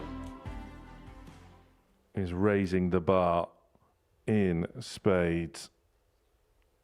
Chaz Barstow back in action, facing Graham Hall. Hall searching for that opening success of his week. And calling this one, it's back to commentary with Laura Turner and Paul Nicholson. Thank you, Sam. I think this is a bounce-back game for both players because Graham Hall needs to bounce back and get points. Whereas Barstow, in his previous game against Simon Stevenson, he's trying to bounce back after losing his throw in the last leg of that one. First leg, Chaz to throw first. Game on. But it can't be denied, Laura, that the standard today has been excellent. In fact, of 12 recorded averages so far today, only 2 of them are under 90. And it's what we've come to expect as a Champions Week. Everyone would have known the quality, the calibre of competitor in this group, and they've all tried to hit the ground running. But for Graham Hall, as you mentioned there, it's probably been him that's been caught on the back foot. Just 2 legs to his name. He's lost both of his encounters, 4 legs to 1, but it was a marked improvement in terms of gameplay in his previous match. Most definitely. And you don't often say this, so I'm going to enjoy it while we can. Graham Hall raised his performance from game 1 to game 2 by 17 points and still lost. 123. But he started this game rather well. 5 treble 20s from his first 6 darts. And he's playing 60 rather quickly. Graham is noted as quite a methodical player, but he really is getting on with it today. He's just a player that looks like he's searching for something at the moment because of the way the results have gone. Could be just speeding up the process works for him. Bullseye. 96. And even after a wonderful leg of darts, he might still lose it.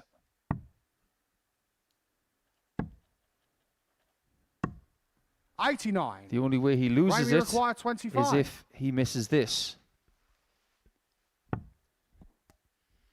2 hits. Game shot on and he the first doesn't miss a leg. trick. Graham Hall.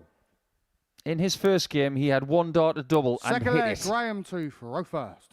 He had 2 darts at double in his next game and hit 1 of them. And in this game, he's had a couple of darts and he's already hit 1, so his ratio's pretty good. It might just be about the amount of chances he gets.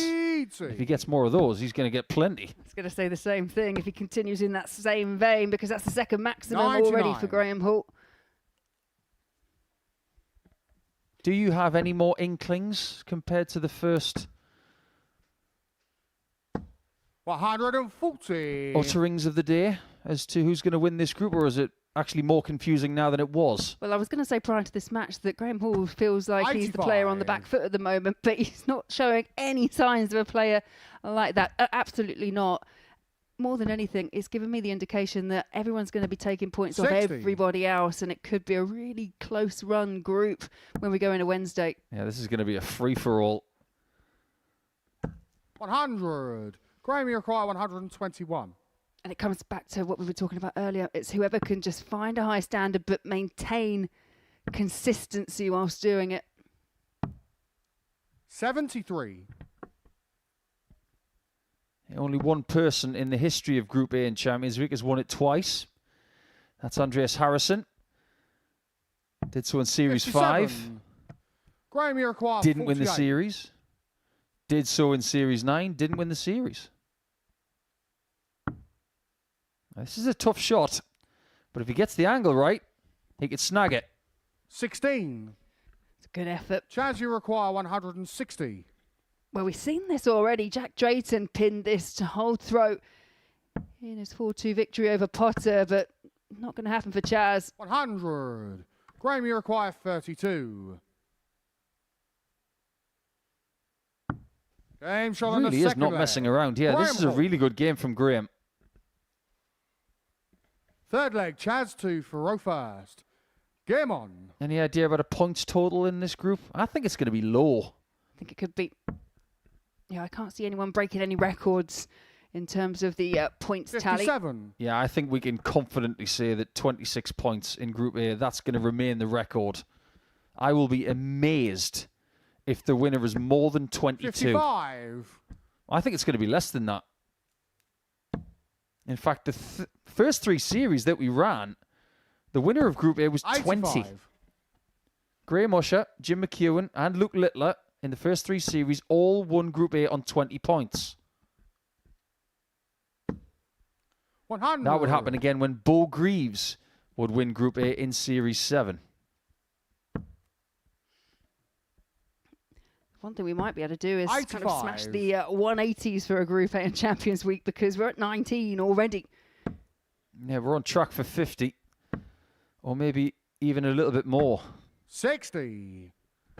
I think the only way we don't break a record for daily 180s in Group A in a Champions Week for the next couple of days or even today is if we don't get enough 100. legs. Yeah, good point. Yeah, so far just the one match going the distance. That match did include Chaz Barstow. 31. He lost 4-3 to Simon Stevenson. Yeah, with 4 maxes. 28. That's a little bit of a stumble there for Chaz. He wanted to leave something a lot less than 146. 100. I think Chaz Graham's going to be Iroquois, disappointed with a ton 146. there. Yeah, he certainly looked it, but he will have a poke at it. 58. Graham Iroquois, 155. Wouldn't be the biggest finish of the day, but it would be more difficult than the biggest one we have seen. He's nowhere near it. 81. This is a big Chaz shot for Iroquois, Chaz. He needs to 88. get this to get into the game. Bullseye. Game shot on the third Bingo. leg. Chaz Just like that, Barstow. he is in the game. Fourth leg, Graham 2 for I don't think we're going to be playing a lot Game of on. bogey number bingo compared to the end of week 12, by the way. It was getting a little bit ridiculous on Thursday and Friday and Saturday. But when you are winning weeks, 46. it's usually because of execution, but a little bit more savvy approach work you're going to see from the 6 players, especially in this group. 93. Yeah, you've already seen it, haven't you? Players not taking that risk, going for a big shot when they don't have to, looking to set up, making sure that you're just playing that. You're playing the statistics, really, aren't you? 55. Just giving yourself as much chance as possible to finish off the leg. 140. It'll be interesting to see what Chaz does from 268. There are 2 schools of thought on that number. 100. You can start on the 20s or the 19s. But if you go 92. that route and you have to switch to 18s on dart 2, it's actually more difficult to leave a finish.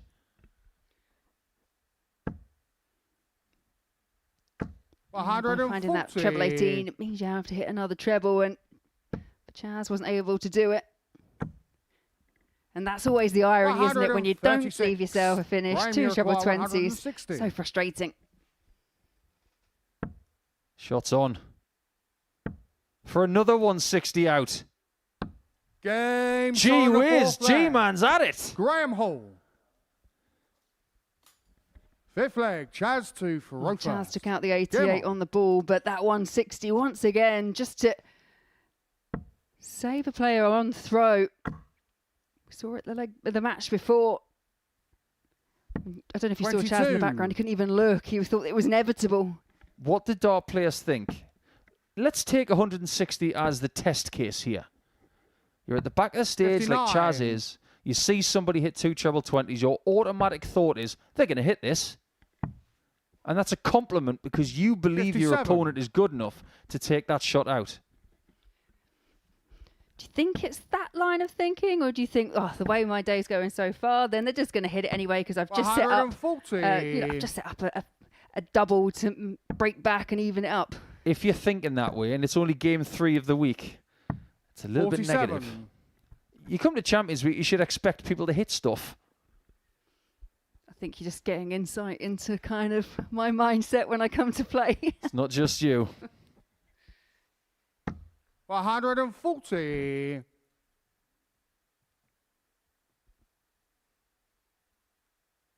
In a strange way, the numbers in this game don't really correlate to how good it's been. 59. Oh no, it's a bogey number. And it's off the back of a 140, but you might think to yourself, and you'd be right in thinking this, 130. he didn't need to do anything silly. He didn't need to be creative because of Barstow's position. 100. Graham, you require 32. To get off the mark then.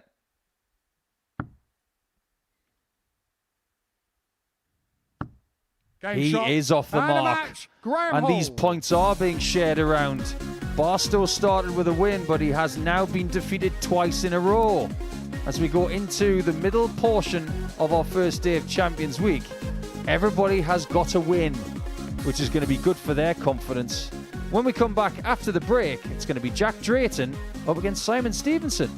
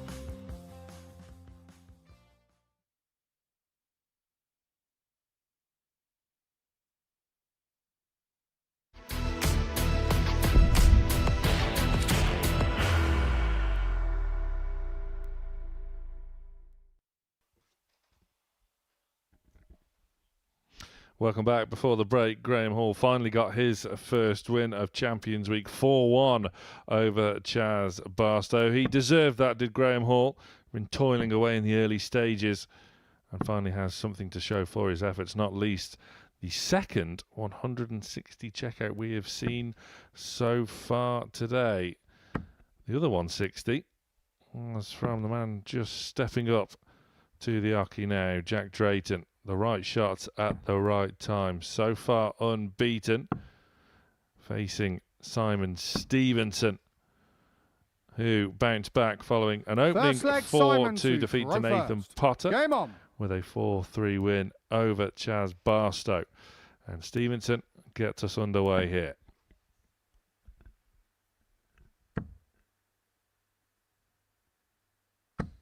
$41. Fair to say that Drayton does like Group A. He did win Group A in his winning week. This is the first time that Stevenson has played in a Group A in this building. 140. But he's not played bad at all. In fact, they're all playing well.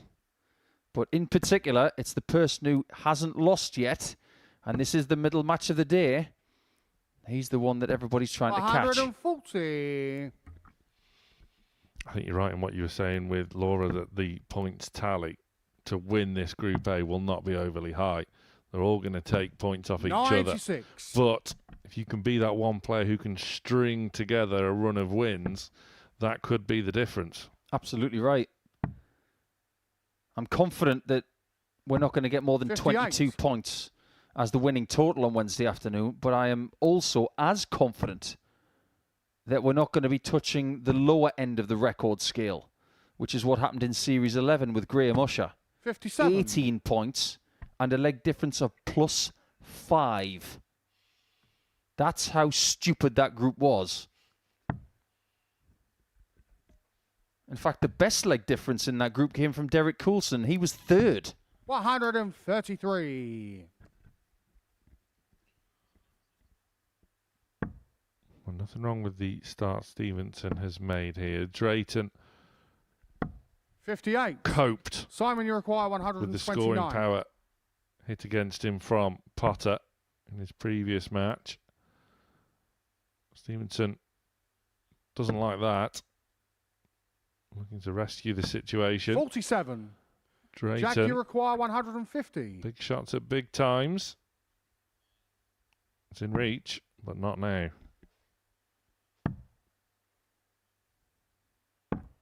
90. Steady. Simon, you leaving require himself 82. on something very gettable. That's not the worst start. He's going to have to go for 15s here. You do not want to go 25 here. It's too much of a risk.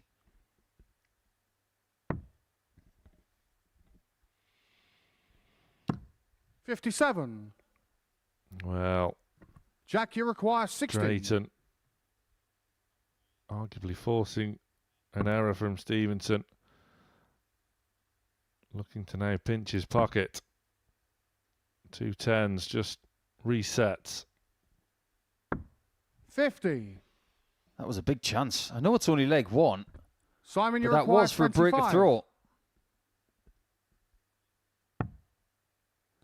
88. Game shot on the first leg. Even when Simon Stevenson. it's a 20 darter, the clinicism of the doubling has got to be admired. In a group like this, you simply have to take your chances. Jack is looking a little bit confused. He's putting on his best Roy Kent impression. Next thing you know, he's going to growl. It's uncanny, isn't it?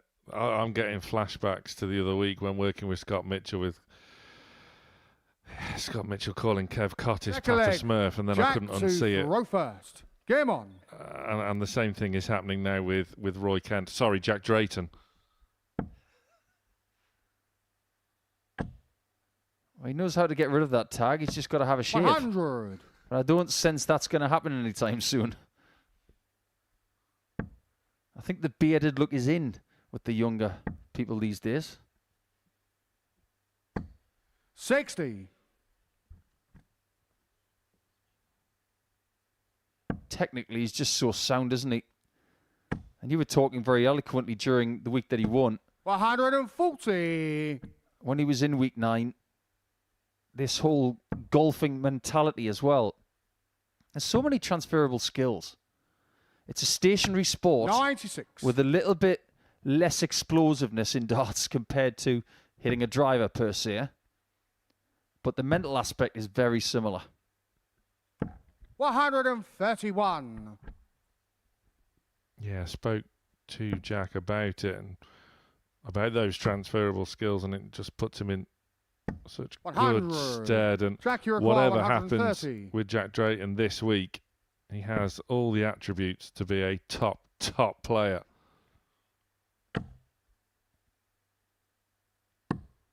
50. He can join the ever-growing list of very good players on the PDC Tour that can swing a golf club very well, like Hope Ipua, who's +4. Nathan Aspinall's a good golfer. 80. Jack, you require 80. He could even be the best of the bunch at both, as he looks at 10s.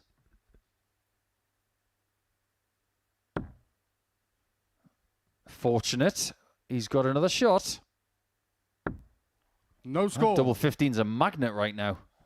Simon, you require 65. Well, he's done what Nathan Potter did. Too good, Simon. Has to burn a dart. Game shot on the Doesn't second matter. leg. Simon Clinical Stevenson. finishing once again from Stevenson. Third leg, Simon to throw first. Game on. I'm really surprised he hit that double 4. I really am. Because the referee didn't say Simon says. 60. Simon Whitlock will always be the most famous Simon in darts. But this guy, he really does have a very polished 85. reputation. He's one of those players that he's never going to pull up any Hollywood-style trees. He's never going to be known as flashy. He's just good. He's a player's player. 100%. There used to be times when you draw him on the Pro Tour and you think, oh, this is going to be tough.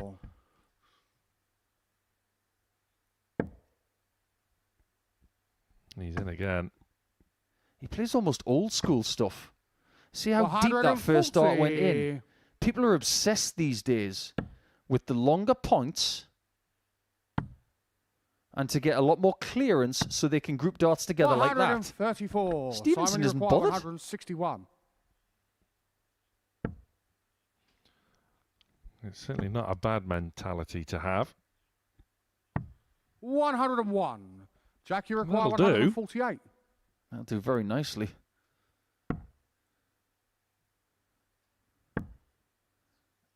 This game may be 98. signifying just how open this group Simon, is. you require 60. We have one person who hasn't lost, and he might be 3-0 down.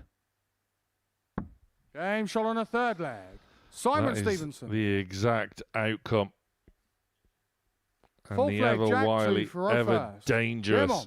Simon Stevenson is a leg away from inflicting a first defeat to Jack Drayton this week. 180. Drayton has other ideas. I just wonder as well just how much Jack knows about Simon. He has been around a few years. 60. But realistically, has Drayton got the knowledge of some other players when it comes to Simon? Barstow will know 91. plenty about him. Graham Hall will know plenty about him. But maybe Nathan Potter and Jack Drayton might not know as much about him as others do. 100. They might see him as the weakest link. They might think that him winning week 11, that came a bit out of nowhere. He beat the likes of West and Cole and Rob. 100. Proper players. But on that night, you will not find anybody that was surprised that Stevenson won that week, because he is very good. 140. Jack, you require 130. Well, for the first time in this match, Drayton has got a bit 90. of time to play with, and he's going to utilise it. Here comes the 105 or more. 139. Jack, you require 40. Stevenson is there ready to pounce. Game But shot on the again, 4th leg. Drayton Jack has Drayton. different ideas. 5th Now, leg, correct me if Simon I'm wrong. to Thoreau first. Game on. But Drayton's barrels look really similar to that of Josh Rock.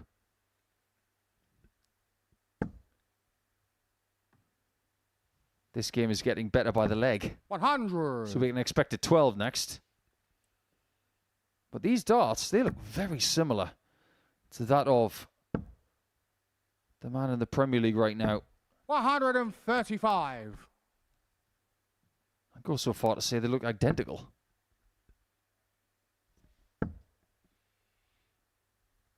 They are identical. 140. I actually really like Jack's game face. It does make me giggle a little bit because I can imagine if he answered the 23. door to a cold caller with a face like that, they'd say, sorry, didn't mean to knock. Because it's a little bit terrifying. 81. It is the archetype game face. Laser focus. Intimidating the board. 180. Now who's to blame for not leaving a finish?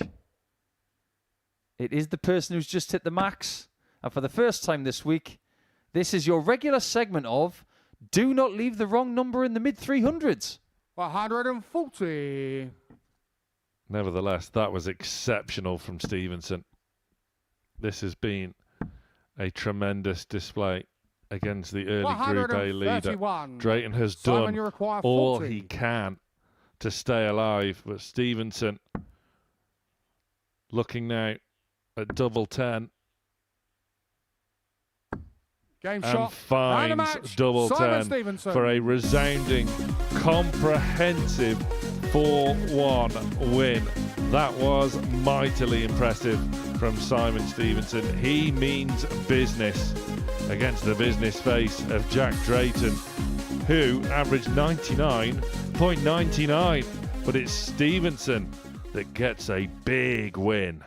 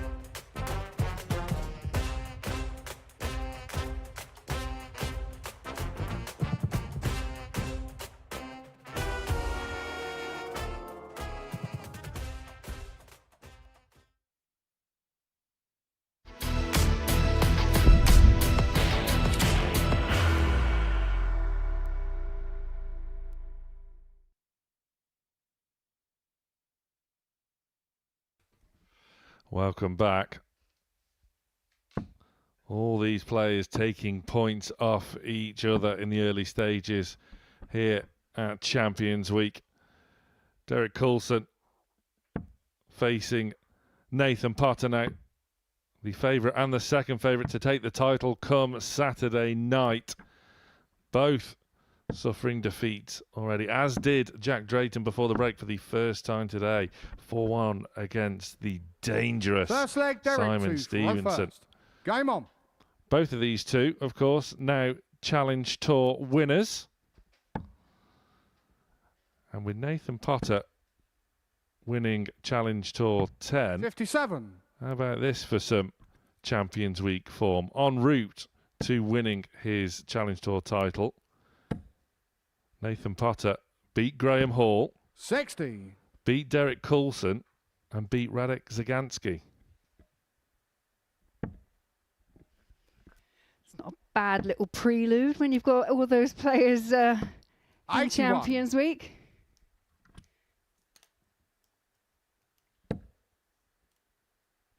Also defeated the likes of Jack Aldridge and David Davies. 95. It was a real impressive run, as was Derek's, in fairness, when he went on the Challenge Tour that very same weekend. These two, 140. no doubt about it, will be having some impressive tungsten tussles along this week. 60.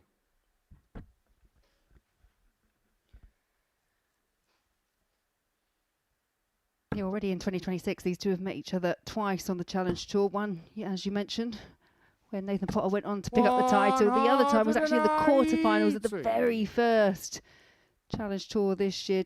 Derek Coulson losing out in the semi-final to another familiar name here to the Super Series, and Tommy Morris. Derek Tommy Morris lost in the 43. final to Tommy Lishman. It's like a who's who of the Modus Super Series. Relevant form Aim lines. shot on the first leg. It's Coulson. Derek Coulson. Draws first blood in this one. 14 dart Second leg, hold of Nathan throw. Throw first. Game on. Asking the question of young Nathan Potter.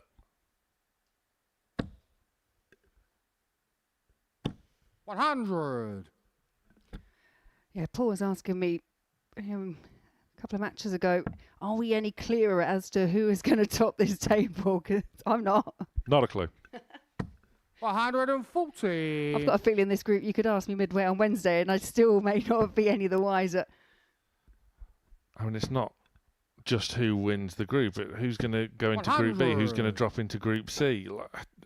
The possibilities, permutations are almost endless. Yeah, and ultimately you've got 3 players going into Group C, a group where only 2 can emerge. And the way they're all playing, everyone's playing at the moment, you couldn't imagine none of these going through to finals night. But that is the reality for at least one of these players. And 100. that's before you bring in the other 6 that we've got coming at the back end of the week.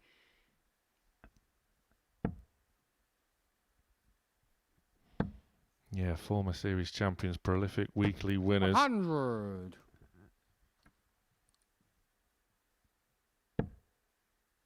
This series 13 has been curse lifting, myth busting. 100.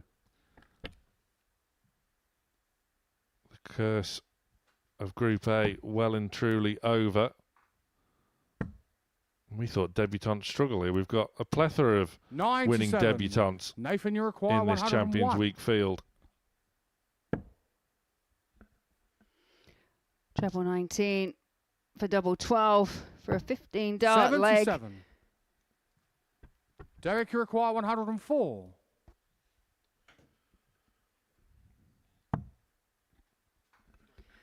It's not a complete disaster. Treble 17. Now the new target for Ball. The grimace on Potter's face 69. in the background. Nathan, you require 24. Potter does get another chance, Game which shot on he the second takes. leg. Nathan Potter. Yeah, that look at the back Third of the leg, stage from Derek Nathan to Potter. throw I first. think he thought Game that on. ball was going in. Yeah. He was thinking, you cheeky Coulson. 91.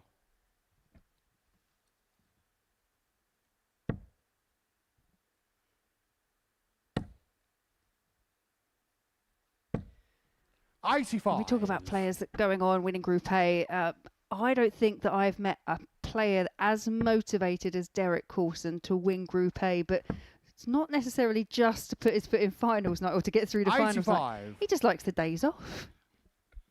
Yes, he does. Knowing Derek the way I do, but it's a relevant point in that age is a factor. Derek is 57, playing the darts of his life, but you will notice again from his Challenge Tour form, he plays better in the first event of the day as opposed to the second. 140. He does need a rest. Yeah, I just think a lot of players that go through Group A where they haven't performed so well is that they just haven't been able to negotiate the couple of days off. The fact that he likes them, I think that's all important. I think we've just got a slight change to the scoreboard, an adjustment for Derek Coulson. Doing DC out of valuable points.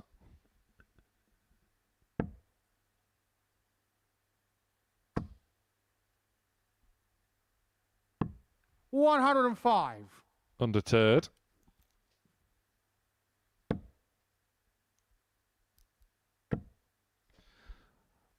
From the youth aspect of it, we saw last Champions Week how Charlie Manby really grew into the week after arguably disappointing in Group A.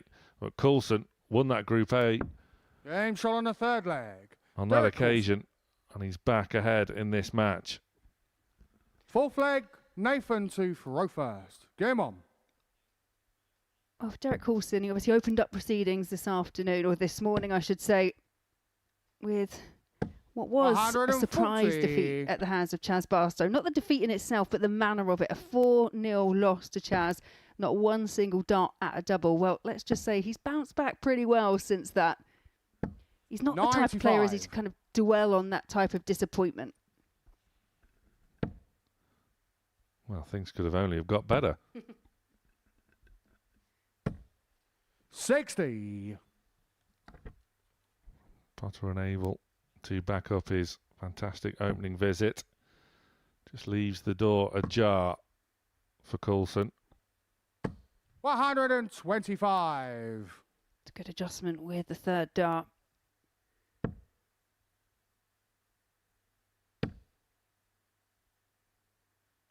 $140. Strong stuff. Strong scoring has been the theme of Potter's day so far. 145. Nathan, you require 161. Oh, it's good setup play for Derek Coulson, which 65. I'll give him a chance at this Derek, 136. 136.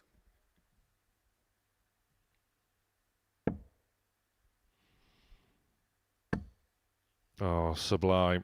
Double 8. 128. Nathan, you require 96. Nathan Potter just looking to rescue the situation here. He's got options for 96. He's opted for double 18 for tops. 76. Again, Derek, in you require Derek's 8. previous visit, you saw Nathan in the background just expecting Coulson to fire. Game shot on the He's fourth done leg. so. Derek Coulson. On that occasion. Coulson Fifth gets leg, the Derek break to throw and is first. one away. Game on. 13 dart break, a throw, and Coulson now has the opportunity to serve out the match. With almost 20 points 60. gap in the averages. Derek Coulson, well, that last throw just brings his average down to just over 103. That's right, I said down to 103. 100. Yeah, this has been his strongest display of the day thus far. Yeah, just look at the legs. He's one in 14, 14, 13. Potter's leg came in 60. 60.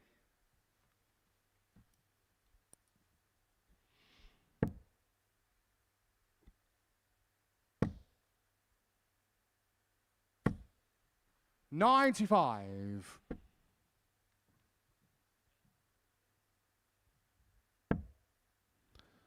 Can't really afford another troubleless visit. 100. Gets one for his trouble, but Potter sensing a big chance for an immediate break back. 59. Yeah, and he can't take it. You can see the disappointment on the face of Nathan Potter.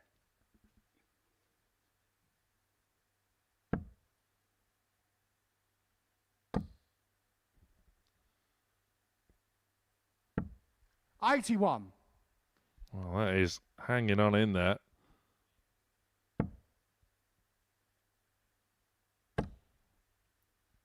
Potter piercing the heart of the 100. treble 20.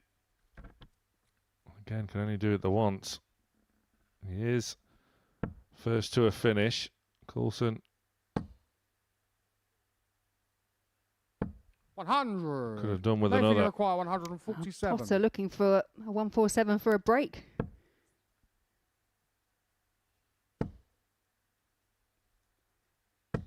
$60. It would have been a big break. Derek, you require 100. Coulson looking for a level ton for the match. Options. Half-hearted 60. at tops. Nathan, you require 87. Tentative, wasn't it? You don't want to go over, but you do have to attack it. And Nathan Potter has to attack this single 20. Well, it's a treble for double 5. 77. Rattled that top wire. Derek, you require 40. Coulson. Match starts in hand. Steps across. Game shot. Finds and the a match. target. Derek And that Coulson. was his best display of the day so far. Derek Coulson. Back-to-back wins. The tournament favourite gets the better of the tournament. Second favourite. Smiles all round on the stage. Those two will have some ding-dong battles over the course of this week. That is for sure. DC gets the win. 97.5 average.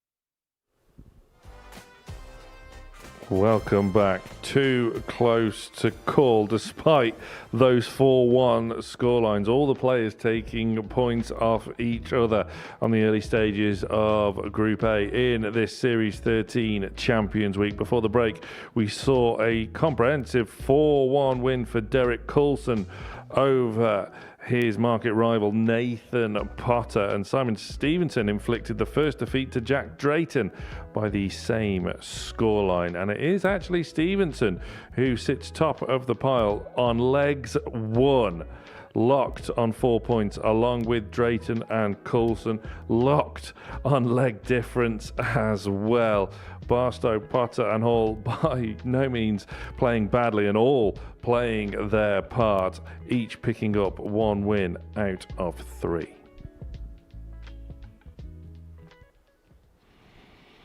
The next match then is top against bottom, although it doesn't really have that sort of feel. Graham Hall played really well for his 1 win, and it was thoroughly deserved, but Stevenson has been very dangerous indeed. Who will land the spoils this time? It's back to Laura and Nico in the commentary box. Eloquently put there, Sam, because it really doesn't feel like bottom versus top. It's almost like the spoils are being shared, and I suppose at this stage with 2 rounds to go on Monday of Champions Week, I don't think anybody's going to be that disappointed with where they stand, because they will still be in the mix. But you're going to have to get points by the end of the day. Graham to throw first. Game I on. would not be shocked, Laura, to have 3 players on 6 points and 3 players on 4 points by the end of the day. No, neither would I. I can see this panning out to be a pretty tight group. And I just think for those ones on 2 points, yep, okay, like you say, no panic stations, Graham Hall being one of them. 81. If you can get a couple of points on day 1, then you're still very, very much in the mix going into day 2. 140. 10 out of 24 on the double so far today, Stevenson. That's not too bad at all. We usually, 140. from weeks 1 to 12, have an average of about 34% on the doubles. I think it might be a little bit better than that today. 60. And if I may say so, the 180s have dried up a little bit, because in the last 3 games we've only had 6. That's because we mentioned it, right? Commentator's curse, it lives. 60. Graham, you require 161. Well, arguably both these players got better as the day's gone on, and Hall doesn't have to go for the 161, chase the treble 17, but back up to the top. It's beautiful setup play. Yeah, it really is. Now, if you stay on the 60, on that 161, or go to the 17s, I don't know what you think, Laura, but I think they're both right. 60. Yeah, I don't think either way. 24. I just think if you hit that treble 17, you've then just got that little niggle in the back of your mind. Shall I go for it? He gives the 12 the salute, because he's probably about to hit the double. No score. Well, he's left his mark. He has indeed, Simon, in the number 2 of the 12.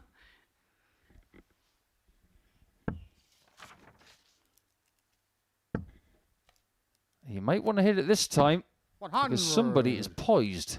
Graham, you require 24. It's the battle of the men. It's Shot G-Man on the versus first the leg. Mirror Man. Graham Hall. And G-Man gets the first leg. Second leg, Simon to throw first. Do you think if he won this Game week, on. he'd actually rename his house Graham Hall? I'm sure there is a place called Graham Hall in the country. It probably is. There's definitely there's a Drayton Manor. I've thought about that 60. earlier. Drayton Hall sounds rather to do, doesn't it? It does, doesn't it? Well, I suppose with it being his surname, it'd have to be Hall Hall. Or Hall Manor. 57. Yeah, that works a bit better, doesn't it?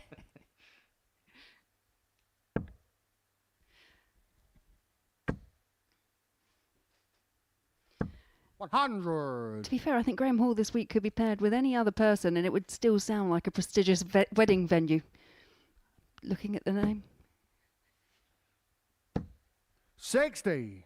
And when he plays against Nathan Potter, you put them together, you get the Sweden football manager, Graham Potter. Doesn't matter where you look these days, you just can't escape sport. And over the last few days, we've had one of the busiest and most prestigious times in sport, and I think it's brilliant that off the back of the Masters and McIlroy winning last night and the Grand National and a wonderful Premier League football weekend, that Champions Week is coming off the back of that. 55. Because this could be the biggest week of any of the 12 players playing this week. Yeah, there's only one player, isn't there, in the fray that's actually picked up this title 41. before. That's Scott Taylor, and he finds himself in Group C. Yeah, and speaking to Scott when he was winning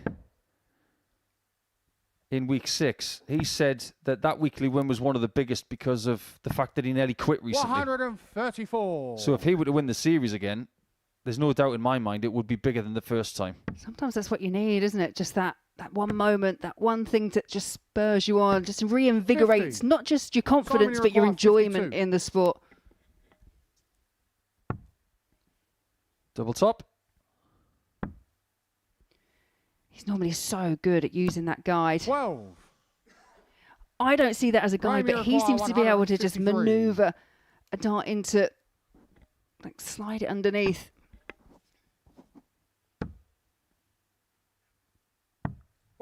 He's got another chance, but I get the feeling this will be his only one.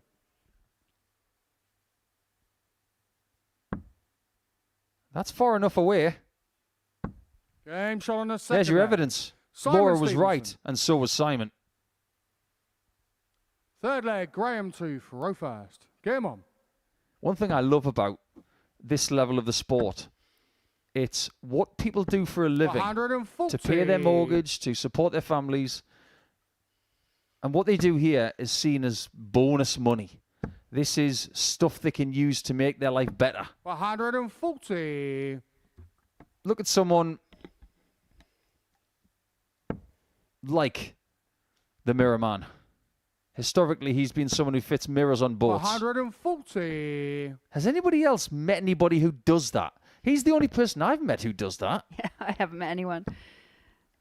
No, you're right, and I think 60. the prize money has the ability to do different things for different players. So you say, like, a Nathan Potter, if he picks it up, that's a catalyst that he can drive and move on with his dart in career. Whereas the likes of a Stevenson, 100. who perhaps, we mentioned it earlier, don't particularly see him going back to try and get a tour card.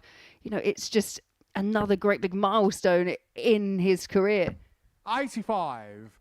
Graham, you require 121. Just to be part of that trophy forever is enough for some people.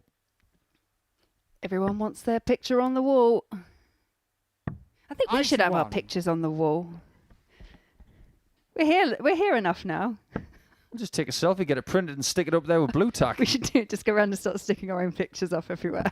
140. Graham, you require 40. Super Series vandalism in the nicest possible way. Game shot on the There third you have leg. it. Stick Graham that on a Hull. wall.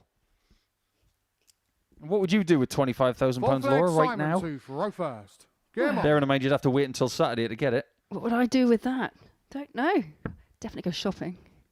Shopping, holiday, all that kind of thing. Oh, obviously, 60. you know, we don't go on normal holidays. They're always darting holidays. I can't remember the last time I've actually gone on holiday and not played a dart event. Yeah, proper holiday where you don't put your darts on the luggage.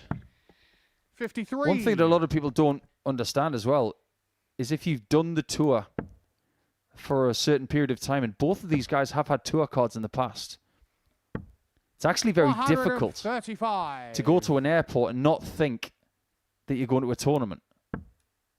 You find yourself in a transit on the other side, going to a hotel, and you 57. automatically think you're going to a darts tournament. It takes days for these guys and girls to realize that they don't have to throw darts when they go on holiday because they get so few of them. 135. I did go on a normal holiday once. And they did darts by the pool, and we started playing that as well. So it doesn't matter what you say, we'll play anywhere. 58. I'll tell you a little tale in the next leg. Just when you think you're so far away from darts, you can't possibly be dragged into it. Well, think again. 131. Well, think again that Hall is going to take a 3-1 lead because this from Stevenson, great bounce back here. Another match, every leg looking so far to 60. go with throw. Simon, you require 40. Stevenson back at the top of the board. Game shot on a Again, fourth just leg. uses that first Simon dart as a Stevenson. perfect guide. Fifth leg, Graham to throw first. Comes from that wonderful Game area on. of the southwest of England known as Plymouth. Green Army. And they're both wearing green. Just different shades of it. But yes, I went to 95. Malaysia once on the recommendation of Michael van Gerwen. He said, Langkawi's a beautiful place. I thought, oh, that's a wonderful place to escape darts for just a week. 81. I was the only person at the Els Club in Langkawi playing golf. Checked in at 8 a.m. Person behind the counter says, are you Paul Nicholson, that dart player? 140. I was 9,000 miles from home. It's almost impossible to escape this sport sometimes. And if you're good enough, that's a nice problem to have. Yeah, and that's more and more kind of prominent now within the sport, the kind of levels that it's being taken to year in, year out. Yeah, I can imagine Graham Hall going to Tenerife, somewhere in southern Spain, and they say, oh, you're G-man, aren't you? You're that guy who won at the Super Series. 45. And he could win as well because he's already won a big title on this stage. And I'm not talking about the week that he won.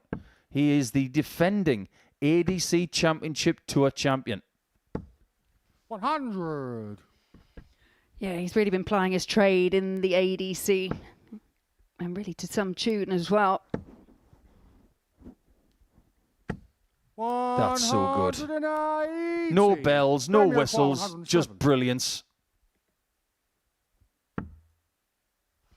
You don't get big reactions from Simon Stevenson, but when you do see a slight one, you know that he's done something good or very timely indeed.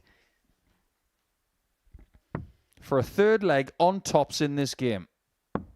Game shot on the fifth leg. You will not see Simon better Stevenson. darts than that today. The maximum, Sixth the leg, kill, Simon to the lead. first. Now he just Game needs on. the win. This guy is seriously impressive. Yeah, and I don't know if you caught that just towards the tail end. He did just let out a little tiny kind of fist bump, and that's because he needed the break of throat. And that's about as big as it gets. And when we spoke to him before, he's like, well, it's natural. It's just that release of tension and anxiety. Well, of his last 8 darts, he's missed 1 shot. 60. And he's hit a 20 instead of a treble. Tell me he's not good enough to win this week. I dare you. 100. And the funny thing is, 2 of the last 3 champions have won from 100. position C1. That's winning Group C on the Friday afternoon of Champions Week and then getting the victory on the Saturday night. And it's C1 that Simon Stevenson 45. did to win his week. I just wonder if that's a sign for him. But this is something I just can't ignore. I've waited until this game 43. in particular just to illustrate this point. We've had 12 completed series. We've had 10 champions that have been involved in Group A in Champions Week. 100.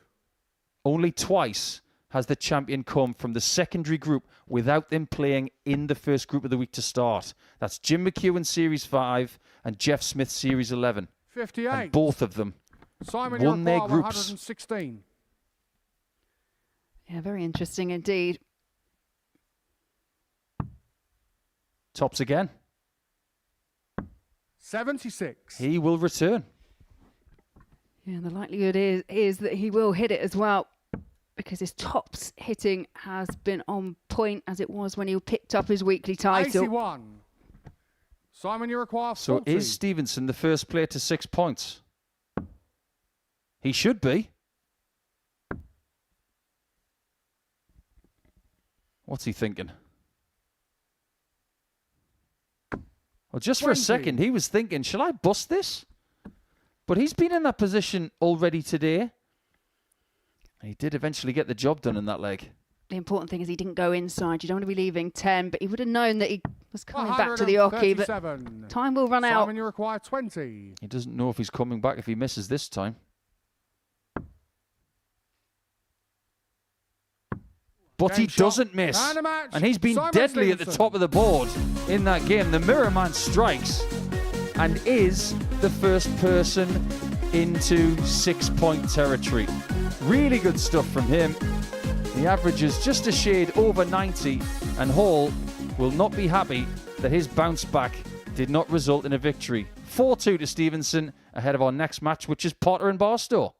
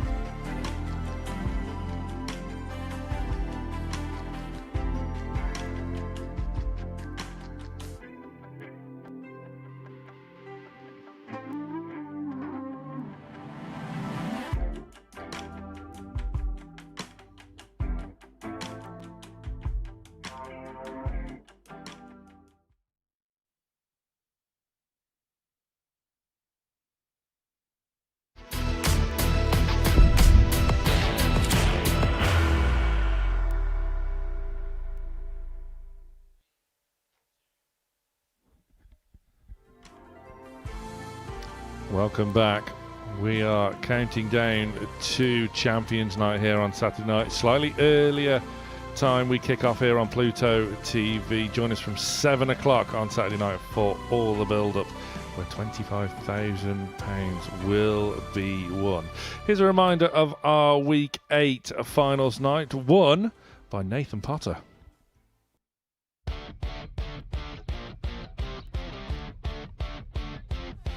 History was very nearly made in Week 8, with Nathan Potter winning 14 back-to-back matches in Group A. He came perilously close to doing something no one has ever done before in winning every Group A match, but was cruelly denied by Lee Evans. The Wizard had to settle for 28 points as he reached finals night with ease. Jack Aldridge made his much-anticipated Super Series debut, finishing with the highest average of Series 13 so far. He qualified through Group B, along with Graham Usher, the Series 1 runner-up, who has never failed to reach Saturday night at the Live Lounge. And Lee Evans, who excelled in Week 8 with consistently impressive scoring and finishing stats. Saturday night was rounded off with reigning ADC Global Champion Jack Tweddle, who topped Group C, and the experienced Terry Nash, who took second place in qualifying for his second weekly finals night. It was a Saturday night that didn't disappoint, with Lee Evans hitting only the second finals night 9-darter, much to the excitement of the crowd. But it was the young Nathan Potter and the wily Terry Nash who made it through to the final, with Nathan Potter taking the Week 8 crown. From the semi-finals at Rising Stars to the runner-up in Series 12, Potter's perfect progression sees him into the Series 13 Champions Week. And he's one of the favourites, Nathan Potter. Some tremendous scoring power, some real nice finishing along the way as well. But all of these players are just taking points off each other. And in the early stages of Group A, at the moment at least, it's Simon Stevenson that is just threatening to edge ahead, but the likes of that man there, Chaz Barstow, and of course Nathan Potter, along with Jack Drayton, Derek Coulson and Graham Hall. I've named everyone. It really is too close to call. We don't have a clue which way this group is going to go. One thing we do know is that somebody's about to get to 4 points, because these two have to. And they've both been pretty effective on the doubles. But the reason they only have 2 points is because their chances have been limited by the good darts of others. It feels like they've got more than 2 points, though. Like the previous match, like we said, it was top against bottom. It didn't feel that way. 43. It's a pretty surreal group so far. We like surreal. But it's about to get very real very quickly. Champions Week can fly by so fast. Take Potter, for example. He was the winner of Week 8. 95. He had 4 weeks to wait before coming back. That 4 weeks may have felt like 2 months. But this week is going to fly by. So do not take your eye off the ball. If there was a ball. I mean, what do you do if you're Jemai Van Den Herrick, who won here Saturday night? He's back Thursday, Friday in Group B. Apparently, he's going back to work 57. this morning, working today and tomorrow, and then going to get some practice time in, and then come back in a couple of days. That is a very interesting move. And yet, sort of shades of Charlie Manby. 100. The defending champion. Who, of course, couldn't defend his crown due to his 100. exploits now on the Pro Tour. And we always sort of thought that it was going to be the last time we were going to see Charlie Manby here. Yeah, things have gone pretty well for Charlie since he won this title. New manufacturing deal in the last week. 44. Last 16 of the Worlds. Nathan, He's banked over 100 grand.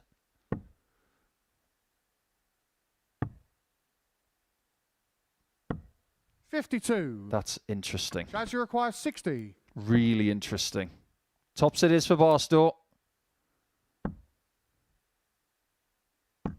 40. Well, prior to that shot, Nathan, he was you 8 require from 92. 15 on the doubles today. Now he's 8 from 18.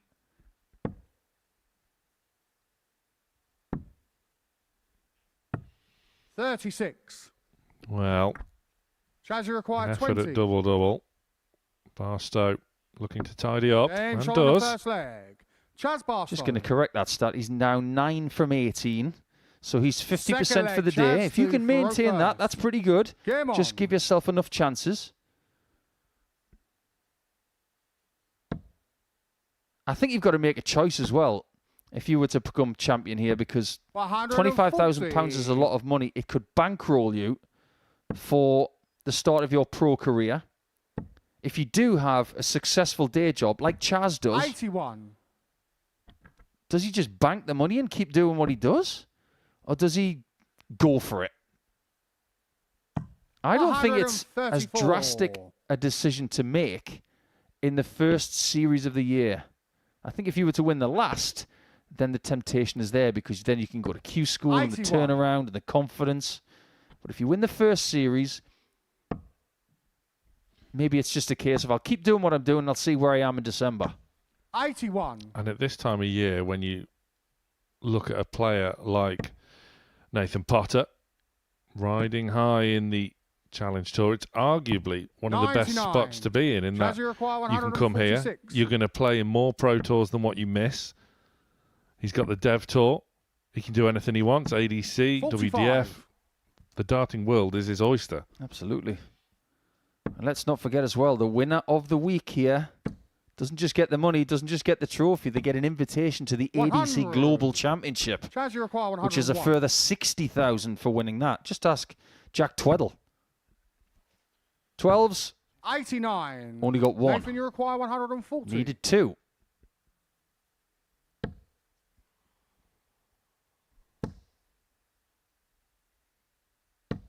$60. Travellers from Potter. Bartow can double his advantage with double 6. Game shot on the second leg. Does so relatively neatly. This has been a good recovery from Barstow. Started off this morning in scintillating fashion. Didn't quite back it up in his next couple of matches. Again, not that he played particularly badly. But he's halfway to another win here. You said this group is surreal. 80. Anybody who's been tuning in since 9:30 this morning, live on Pluto TV, will know that Nathan Potter's been playing some pretty sterling stuff. However, he is 24. Now, as of this moment, bottom of the table. Yeah, but again, I would point you back to last series Champions Week. Charlie Manby didn't have a good Group A. No, he was 5th. Yeah, he dropped into Group C, won it, and never looked back. Look at Van den Herik last week. He wasn't very good in Group A. He still managed to snag 3rd position. But in Group B, he was destructive. 58. So there's no need to panic if Group A doesn't go your way.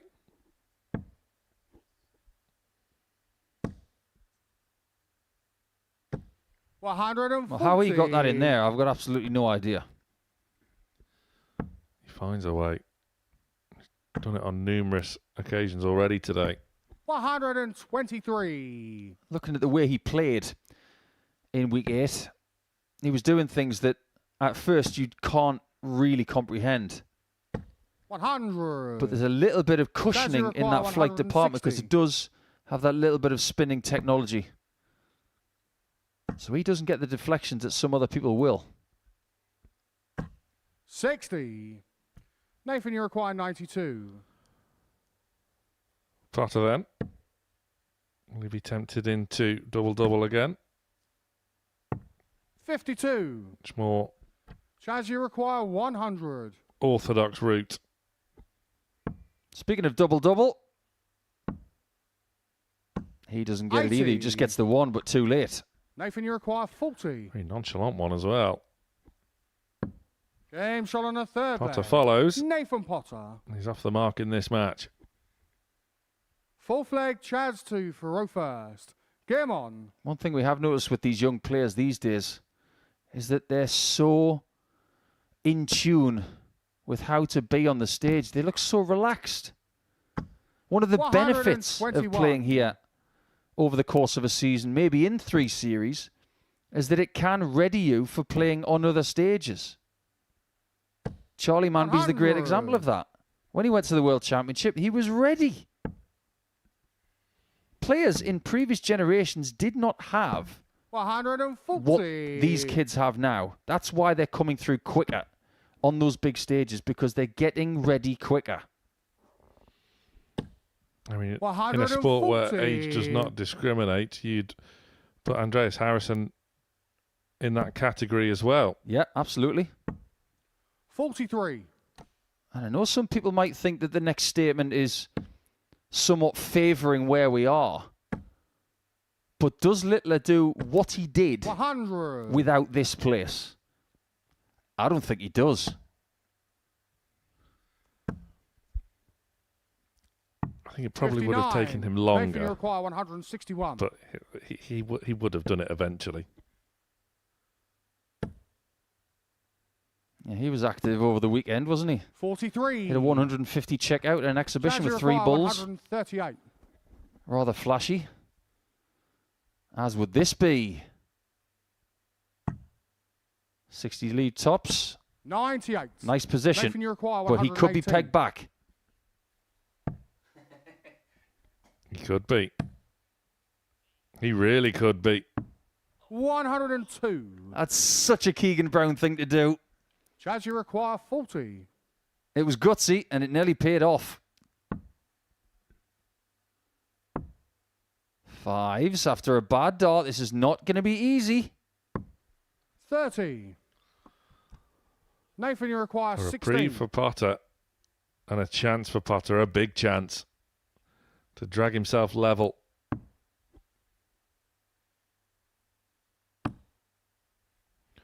Working his way inside. Finds it with his third. Nathan Potter. Nicely done from Nathan Potter. He is level. Fifth leg, Nathan to Farofa. What's really strange is this is the worst game of the day, numbers-wise. No game today has seen a winner average under 90. I think that's about to change. 140. Having said that, if it doesn't, we're going to be in for a treat in the next 10 minutes. 80. If you're marking your card, the last game of this round will be Derek Coulson against Jack Drayton. What's not to like?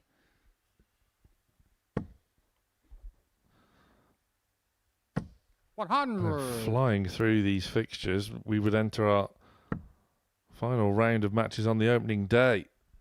Potter, Hall, Coulson, Stevenson, 44. Bartow, Drayton to round off the day's proceedings. One thing that really escaped me this morning when I was looking at the players' statistics and how they made it through. Everybody's domestic. This is a world product. People have come here from New Zealand, from Canada, from Argentina 93. in this series. And yet we have domestic players aplenty. We do have a Paul who lives in Ireland coming a little bit later this week. And we do have a Northern Irishman who lives in Switzerland. 45. Nathan, you require 116. Potter has wrestled away the initiative from Chaz Barstow. 100. Yeah, this week will have an international flavour about it, just not for the next few days. And of course with international pairs on the horizon as well. 60. Nathan, you require 16. Same double. Different result. Double 2. Game shot on the fifth leg. He looks Nathan Potter. very, very comfortable, even when he's cornered. 3-2 lead in a Sixth difficult leg, game to Chaz play to because first. not everything on. is clicking into gear. He is looking comfortable, but there's a tinge of frustration in there that he's 100. Potter isn't really bouncing around when things are going very, very well. He's sort of lolloping at the moment. Well, what did we learn from Scotty Scheffler and Rory McIlroy over the weekend? More than anything, and this will be written into 100. law over the next couple of decades. McIlroy won without his best game. Scotty Scheffler came second without his best game. You can still win this week without your best game as long as you have the moments at the right times. Look at Crystal Palace yesterday against Newcastle United. Hate to bring it up, but it is true. Why did you have to bring that up? 121. It will be the last time. I can't imagine Norwich City fans are feeling very good today. 60. Chaz, you require 146. Barstow then looking to send us all the way to a last leg decider. Options. Was that unnecessary of Barstow to go for the second treble 20? It's worked out well in the end, but just imagine if he'd hit the 60 and split the 13s. Yeah, I think he did quite like the lie of that first, though, didn't he? He was suckered in by the temptation. 120. Chaz, you require 36. And Nathan's just given that treble 20 the Scott Taylor death stare. And what 18. could have been a 61 checkout is now a 1-2-1 for the match. Treble 17. 26. Not threatening. Chaz, you require 18. Barstow then. Game shot on the 6th flag. 2 9s, no Chaz bother. Barstow. We go all the way. Double 9 has not been a bother today 7 for him. final leg, Nathan to Faro first. Game on. Lots of right-handers hate that double, but obviously Barstow doesn't mind it. So who makes it to 4 points then? Both can by the end of the day. 140. But one of them will in the next 2 minutes.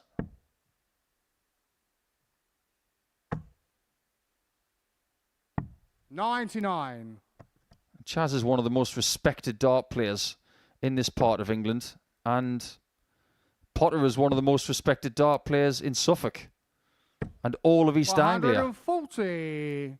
Just speaking to Stephen Burton recently at the German Darts Grand Prix in Munich. You mentioned Nathan Potter's name, and he said, oh, yeah, he's good. Stephen Burton was in the very first final on this stage back on September the 3rd, 60. 2022.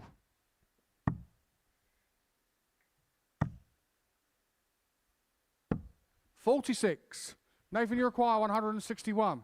Potter then firmly in control of this last leg decider. 61. Amazing board management. That shot right there on 161 is now the new normal. So get used 44. to it. That's what you should Nathan, you do require 100. if you've got 161. After doing the hard work to send us all the way to a last leg shootout, Barstow has been found wanting.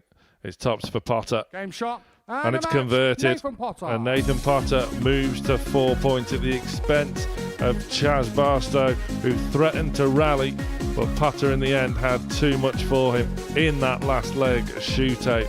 The numbers not overly pretty, but Potter won with his B game.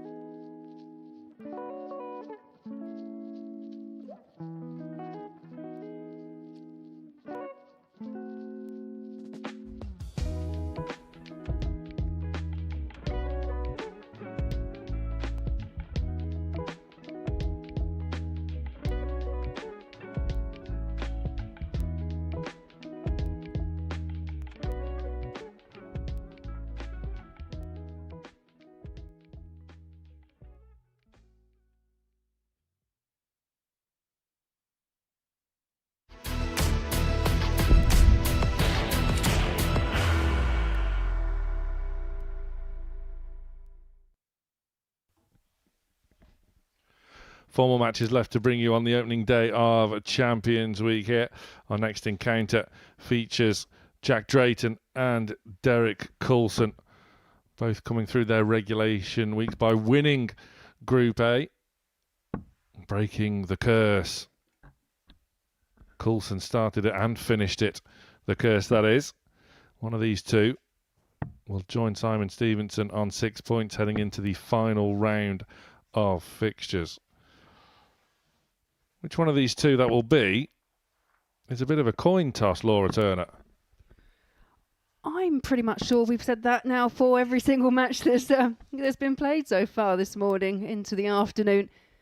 But yeah, for me, I think it was a relatively slow start by Derek's standards in that opening match, but he has got better and better, which is going to send some first leg, Jack warning signs perhaps to the rest of the field.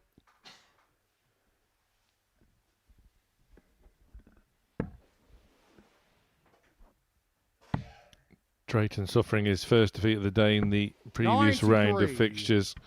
The hands of Simon Stevenson. Coulson,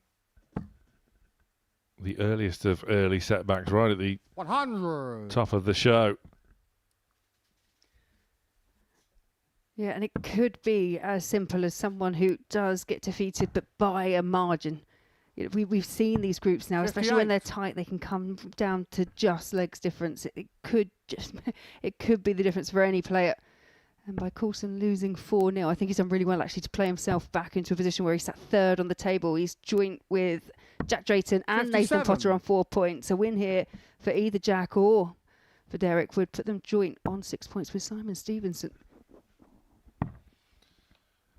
Yeah, there is every chance 58. We could be sat here on Wednesday afternoon analysing the leg difference and legs won column in the group table, when not just deciphering the group winner, but there's all-important Group B placings as well. 180. Coulson starting strongly. 100. Derek, you require 164. DC sensing an early opportunity for an early break. And even if he found the first couple of troubles, he wouldn't be forced to go for it. Drake not on a finish. And it's beautiful setup play for Derek Coulson.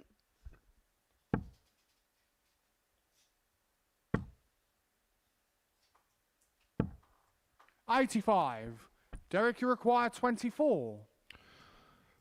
Potential 13 darter then.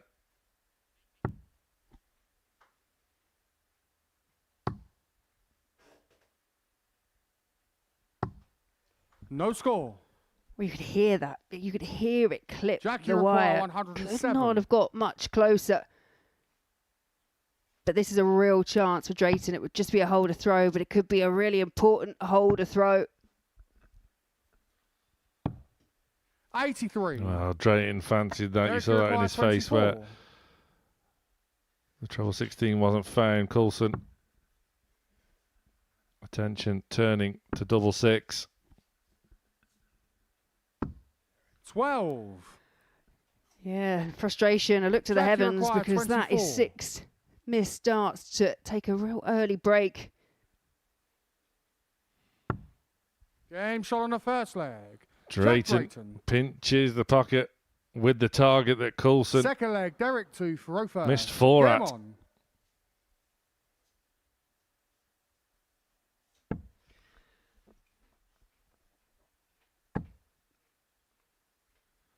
It was only a hold for Drayton. 180. That will almost feel as though it was a break. Yeah, when you kind of that far out of a leg and you watch your opponent miss over and over, yeah, you do feel like you've kind of got away with 100. one, but Coulson, true to form, bouncing back with a maximum.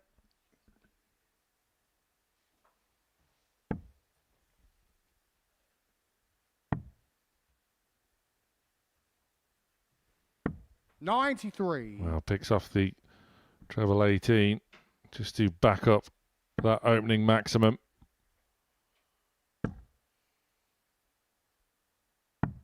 92.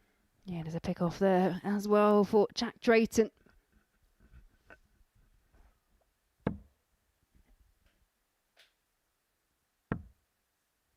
Just a little bit of an overreach with that second dart, but 134. No issue with the third dart.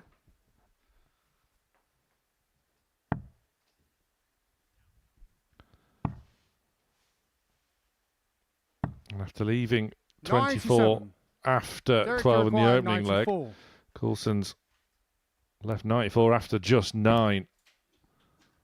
Brilliant. Game shot on the second leg. Nothing wrong with that Derek whatsoever. Recovers the situation majestically. 12 dart Third leg. leg, Jack 2 for Fantastic Roper. response Game from on. those earlier doubling woes. And you know Derek really well, and I've spoken to him on several occasions. He doesn't come across as a person that kind of 100. dwells on these type of things. He can kind of draw a line under it and just move on, and I think that's a perfect example, because for a lot of players, missing 6 darts when you're in so much control of a leg, then that weighs on their mind for far too long. 140. I think the perfect example of that was when Derek Coulson missed out on a tour card at Q School by 1 solitary leg. He was fine. He was absolutely 93. fine. Oh, well, still get to come here, play Challenge Tour, do this, do that. No problem. And by way of him playing so well on the Challenge Tour, he still gets to have the occasional go at the Pro Tour as well. I do think for players, 84. it's the perfect place to be. I mean, another player in Group A, Chaz Barstow, did something very similar, managed to make it through to the Players' Championship final, managed to get a place at the World Championships where he took a 90. leg off of Michael Van Gerwen. Gives players the opportunity to play in absolutely everything.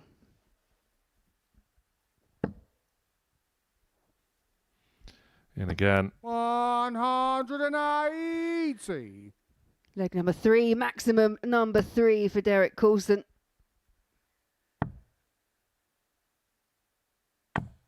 Again, he set himself up another chance to break. Derek, you require 97.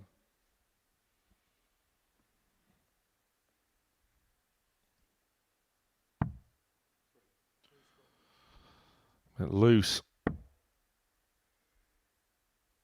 Now just has to set it up. Drayton fancies this 138. 81. Jack, you require 138. Looking at 19s. But Coulson will be back. Yeah, raise of the eyebrows. 98. Just drop low, covers Derek, you well. require 16. But it could be all academic. 8 for Coulson for 2-1. Chasing doubles again. 2 twos. He's done it with his third, not for the first time today. Just when his opponent thought he was in business, Coulson slams the door shut, and there is the breaker throw. And despite those 2 missed darts, he was visit perfect, and I think that's the key indicator. Just not letting your opponent back to the board. Obviously, it did not go to plan in leg 1, but since then, it has been all Coulson. It feels like one of those matches more Coulson needs to offer up the opportunities, because his scoring, his power scoring, has been just so much better. 140.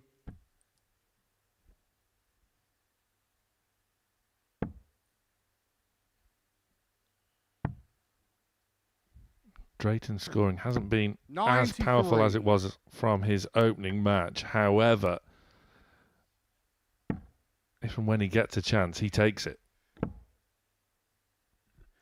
Yeah, so far in this match, 100. just restricted to the 1 dart at a double, which he hit.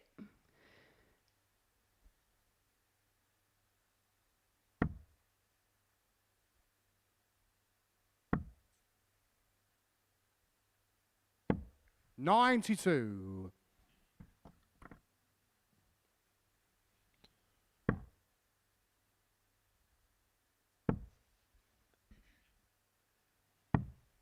$82. Saves the visit. Well in contention to break back.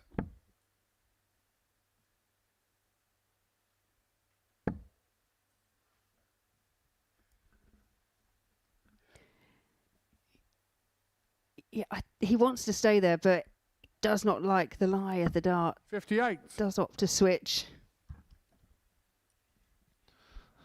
So the chance of a immediate break back for Drayton is growing. 99. Derek, you require 158. Perfectly placed. Should this 158 not go? There's a smirk on the face of Drayton, much like there was with Nathan Potter. 98. Jack, you require 80. So far, it's just been restricted to one dart, a double, and it's a big slip into the 5.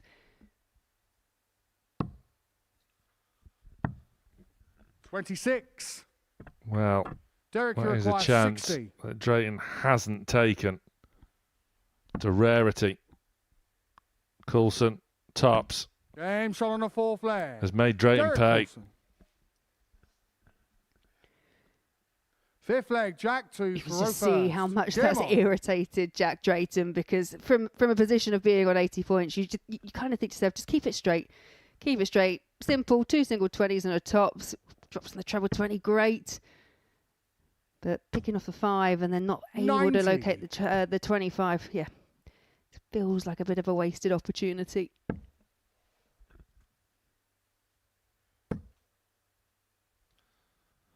Coulson in again. 140.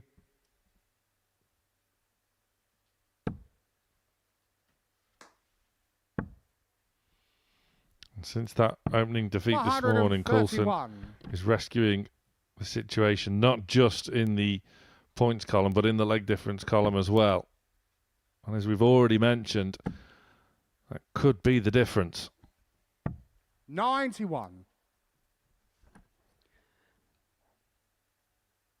Yeah, since losing 4-0, he's dropped all of 3 legs, including this match.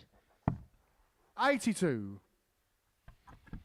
Derek faces Simon Stevenson, who has been playing some majestic stuff today.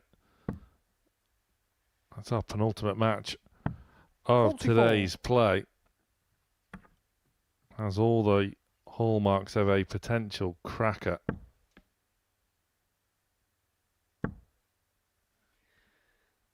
Yeah, that's the game that's going to really see maybe a little bit of definition in the table. And by little bit, I mean little bit. Drayton's not out of this yet. 123. Jack, you require 64.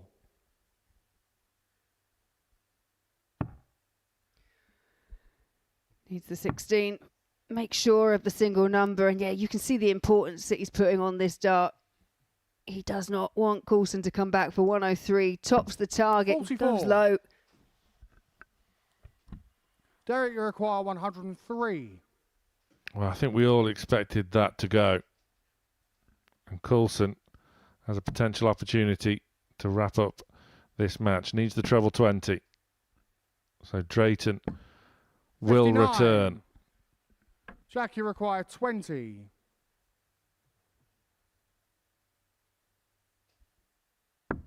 Game shot on the 5th Right leg. in the middle Jack of the Drayton. bed. Jack Drayton pins double 10. Just brings it back within 1. But Coulson now the 6th opportunity leg, to Derek serve out the 2 match. for row first. Game on. Yeah, Drayton's still with it all to do, but it's a start. It's a way back into this one. 93. And with a couple of 3 trebles here.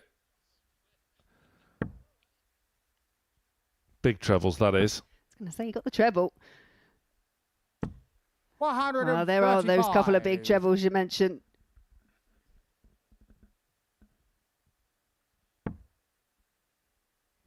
He's making Coulson work very hard for this. 58. And now has a real chance.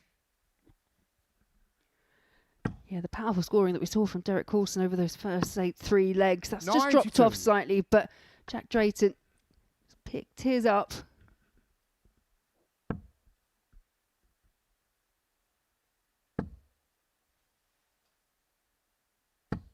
100.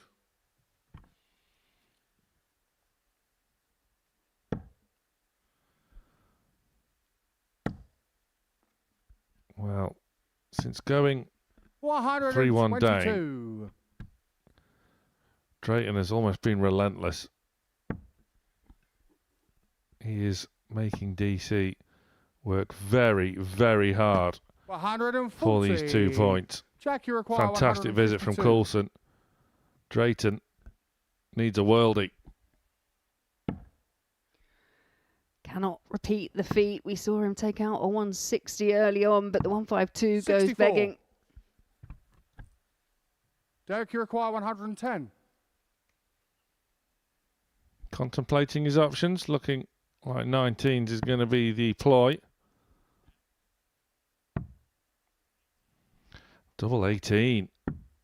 Oh, fantastic from Derek Coulson. Survives a bit of a scare from Jack Drayton, who really made him work hard. But Derek Coulson comes through with a fantastic victory, wrapping it up with a 110 checkout, and he joins Simon Stevenson at the top of the Group A table.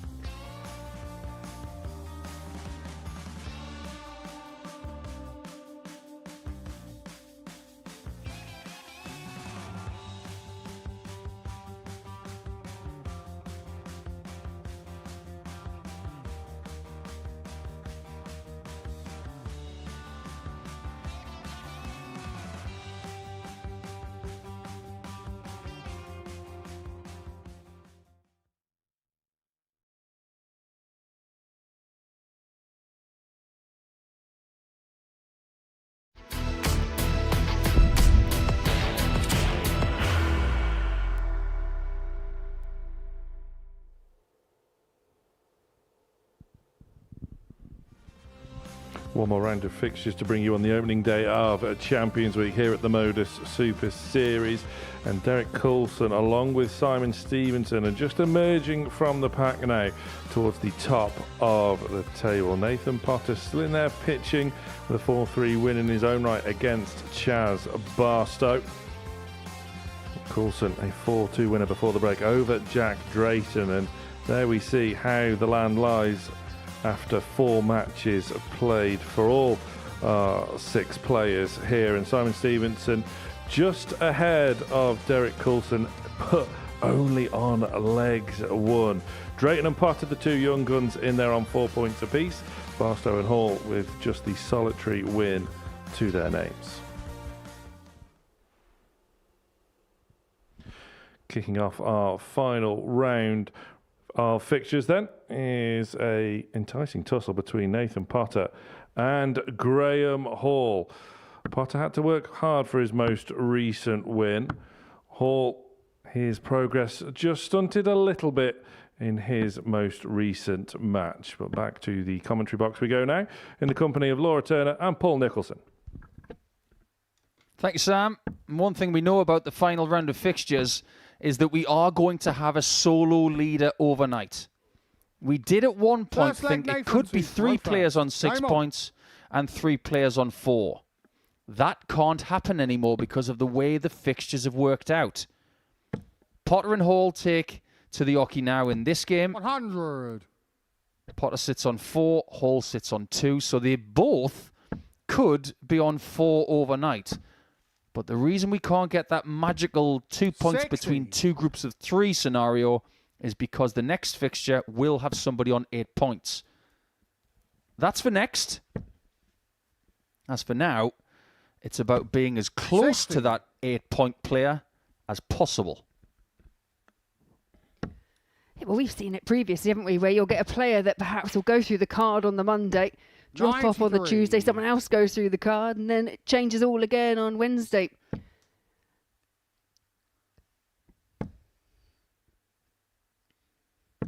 $100. Do you know there's a new movie coming out soon, Laura? It's a new He-Man movie. Well, this week, it could be G-Man, who is the master of the live lounge, not master of the universe. If he wins this week, he's got to get himself a sword. 180. Well, already, if that is going to be the case for Graham Hall, then 100. this Making Group it A above 61. has proven quite difficult so far for Hall. Tops it is for Potter. Game shot on a first That's leg. ominous. Nathan Potter. That's a 14-dart start. Second leg, Graham 2 for And we know Ophir. how high Game his on. ceiling of performance can be. We've seen him in his winning week, touching very, very high bars. 100. Maybe not in completed games, but 3 or 4 legs into a match, he's been nudging towards the 115 to 120 mark. I think that's what you're going to see from players, isn't it? Because Nathan Potter's a player that I've been aware of for a good many years, coming through, obviously, the development tour. But to see the progress and to see now the player he's becoming, I think that's what makes the difference. As long as you can see progress, then you know you're working towards, you're working in the right direction. 140. And technically, he is right up there. The positions are beautiful. There's a little bit of pizzazz about him as well. If you look at the way the flight spins on the way back to the set position, it's almost hypnotic. 121. Watch this.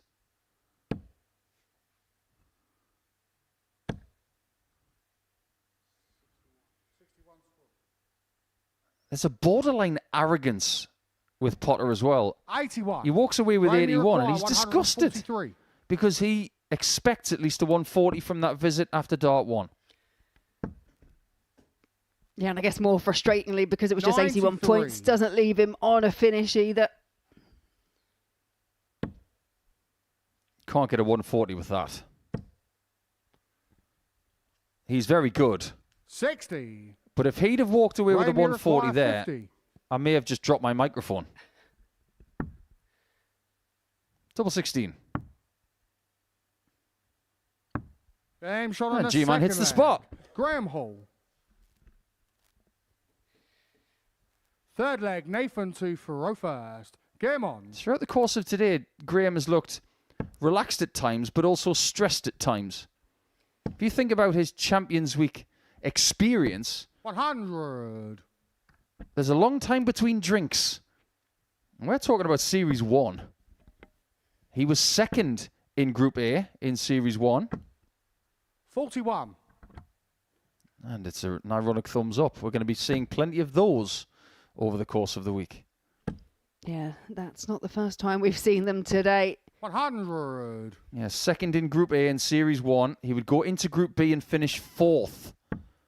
You've got to be in the top 3 in Group B, as everybody knows, to make it through to the Saturday night. 140. And he missed out.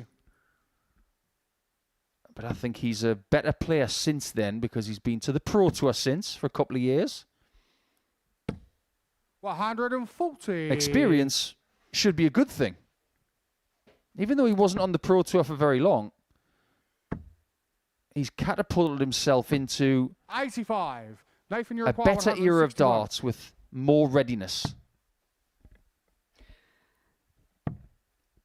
Yeah, and there's an argument to say that he hasn't played poorly 61. at all today. It's just been on the wrong end of the results.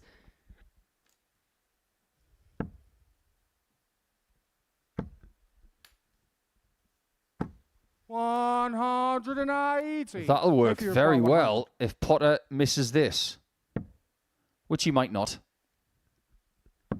Game Pot shot on the that. third leg. Nathan Potter. He's got a name for a snooker player, but he doesn't play like a snooker player. Fourth leg, Graham to Thoreau first. Game on. This is rather good. And I think at these early stages, these early kind of back and forth in matches, we've seen this from Graham Hall on a couple of 99. occasions, but just lets the matches get away from him. I mean, he was up against a 98 average from Jack Drayton in his opener and then lost 4-1 to Derek Coulson. He himself had a 98 in that match. Derek Coulson with a 96, but the one solitary win, that was 43. over Chaz Barstow. I still think this group's got plenty more things to deliver. Oh, absolutely. I'm going to go on record right now, and I'm going to say that 60. nobody has a perfect day in this group. If someone gets 10 points from a daily campaign, I will be amazed. I mean, look at Coulson. Came in his favourite. He lost his first game 4-0. Yeah, it has the feeling that no one is safe.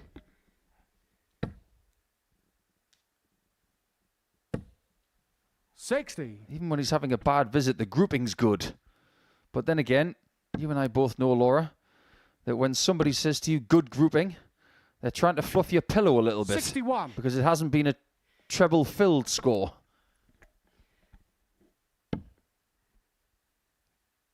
Yeah, it's just trying to put a nice little positive spin on it, isn't it? Indeed. 43. There's no positive spin on that one. Graham, you require 158.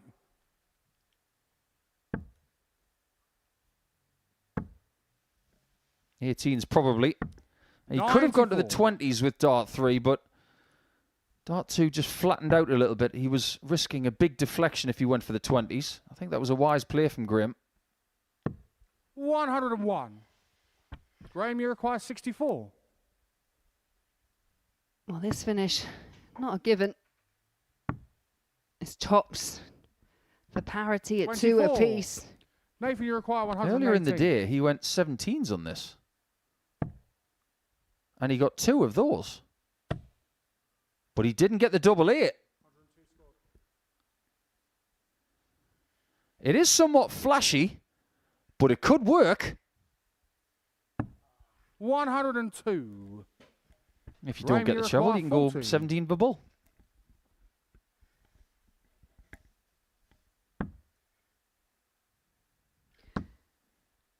Oh, the wire. You could see how it's bent and he uses the marker perfectly. What a beautiful dart that was for more than one reason. The execution, excellent. The timing, just in time. Because if he misses that tops, he's risking a 3-1 deficit. Curiously, when 60. Graham Hall did finish second in Group A in Series 1 Champions Week, he would be narrowly beaten out by Graham Usher, who was one of 2 players 60. to have won Group A in Champions Week. Usher won in Series 1 and Series 11, so he'll be hoping he doesn't have to wait until Series 21 140. to get his next Group A win in Champions Week. But Andreas Harrison is the other one, of course, from Series 5 and Series 9. And what they have in common is that they've won Group 85. A twice, but on no occasion did they win the week.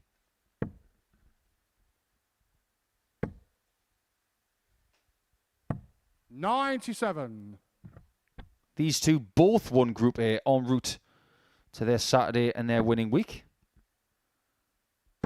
It's pretty easy to run into someone who's won Group A and won the week. 60. Because there's 4 of them in this group. Yeah, but it took for Derek Coulson to break that curse, as we were kind of dubbing it at the time. How many weeks was it? 25. Yeah, it was a lot. Half a year. Somewhat apt that the person who set the curse is the person who broke it. Kind of makes sense, doesn't it? Nathan, you require 64. Makes sense to hit this. Double 8 again. Okay, He obviously can't hit double 8 off a 118, but he can off a 64. Sig Flag Graham to throw first. Game on. Yeah, the 118 route, it is unorthodox, I guess. But 81. again, you see more and more, it's like different routes, things that we would have looked at traditionally, like treble 20, single 18 for tops. That's kind 140. of what you'd be looking towards. But players, they seem to have kind of carved out new ways that actually make a lot more sense. 140. I think it depends on which trebles you like as well. There are some people who hate treble 17, Rob Cross in particular.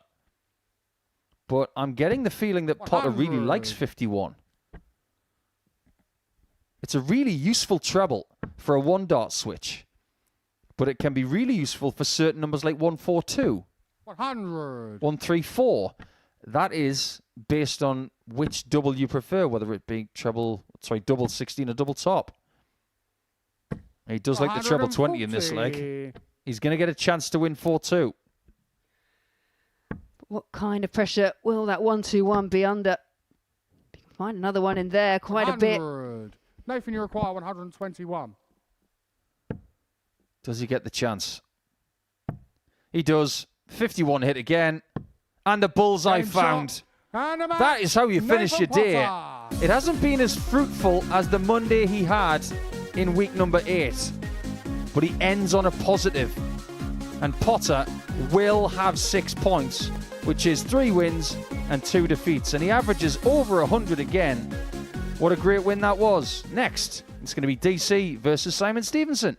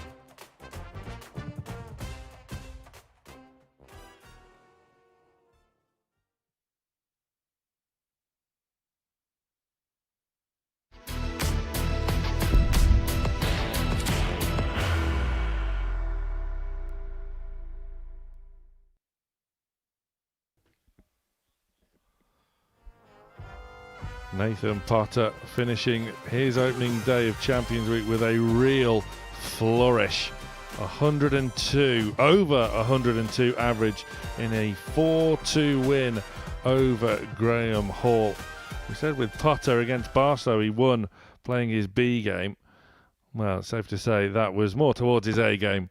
Potter finishing his day on 6 points. One of these two will finish the day top of the tree. Derek Coulson and Simon Stevenson, after relatively early blips, they have been superb to a man.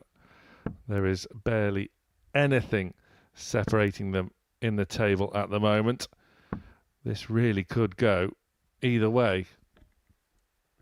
First leg, Derek to row first. Game on. You can't argue with that. Both players have been excellent today, and so has Nathan Potter, by the way, with 6 points. And his leg difference is where it was at the start. I would classify that as a very satisfactory day. And he knows now he's only going to be 2 points behind whoever wins this game.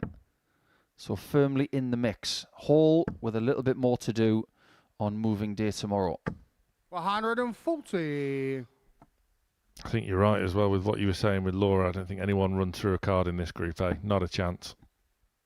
No, not even Derek. 100.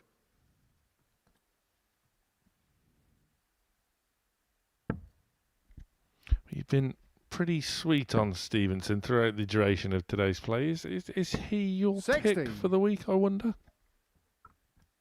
I think he definitely makes Saturday. As for my pick, ask me on Saturday. My initial thought before a dart was thrown this morning was Derek. Just think he's in the kind of form 100. that can beat anybody who's here. But there's always that lingering thing, isn't there?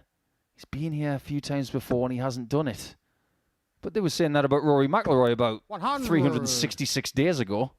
And now he's got 2 green jackets. So maybe this is the year where Coulson does it more than once.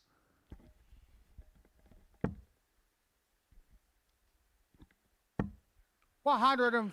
Suppose if you're going to be really hypercritical about someone like Derek Coulson in Champions Week gone by, you could maybe say he's perhaps peaked a little bit too soon and not had enough in the tank when it come to Champions 60. Night.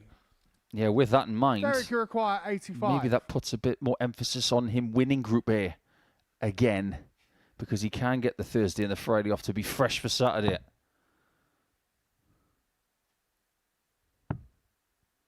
He's going to go for the centre. 60. And he can't do what Nathan Potter did with his last Simon, you start. require 141.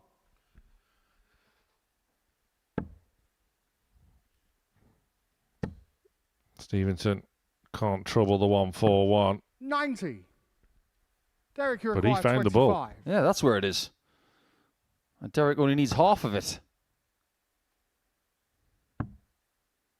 He needs 4s. Game shot on the And he first finds leg. it. It's a wonderful shot. Derek Coulson.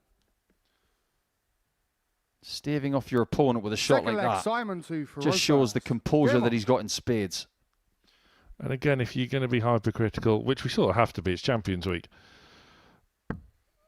Derek's doubling could improve, but when they've had to 45. go with the last dart in hand, more often than not, they've gone. Yes, they have.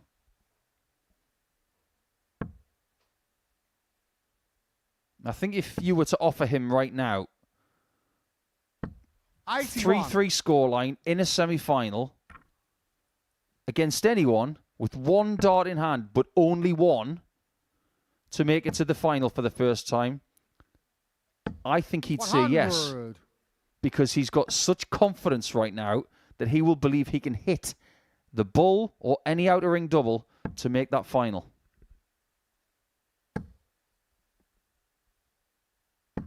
$140. We've seen he's gaining valuable experience on the Pro Tour, where you sort of can't get away with missing doubles that you can in this 45. format, really. If you miss the odd double here and there, it's a round-robin format. You've got matches to recover, of course, on the Pro Tour. If you miss, you're pretty much done for. Yeah. I think he's only just starting to get used to playing best of 11. 95. Some players that have been on the Pro Tour, best of 11 is firmly imprinted in their brain. Look at Dave Chisnell. He's been on the tour since the very first tour card Q School. 82. Playing best of 11. He's seen everything, done everything. But Derek, when it comes to best of 7 legs, over the last 2 years, nobody's got more experience. 105. He's threatening the Stevenson throw. 99. Derek, you require 80. Just keep it straight. And again. And again, but get the weight right. 60. That's what he didn't Simon, you find with require dart number 3. 130. Stevenson then looking for a little fish. He's hit the bull already, but not when it 83. mattered most. Derek, you require 20.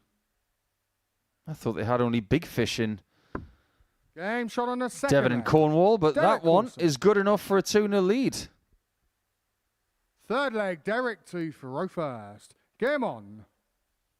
One of the reasons why we have Derek here is because at the back end of the World Seniors promotion, he was starting to do more bits with them, and then he transcribed it here to the Modus Super Series. It just goes to show how things have moved on in this sport.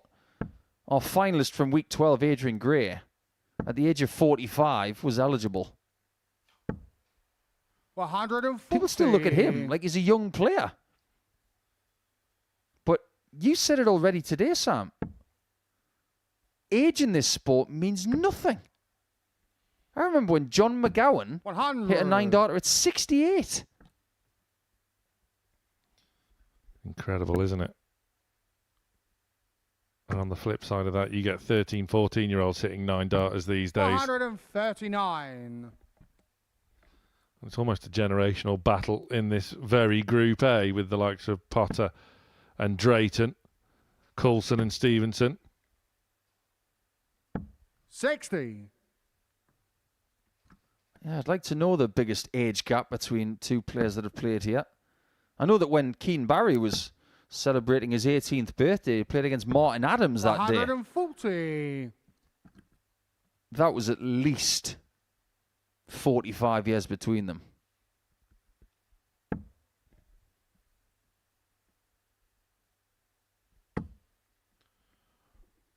Stevenson's worked his way back into this match expertly. Simon, you require 82. And Coulson has been found wanting a little bit back on his own throw. Fantastic chance to break back in double quick time. Yeah, no point stressing about missing the 25. 42. Coulson way back. Just leave yourself tops, which has been a really good double for him today.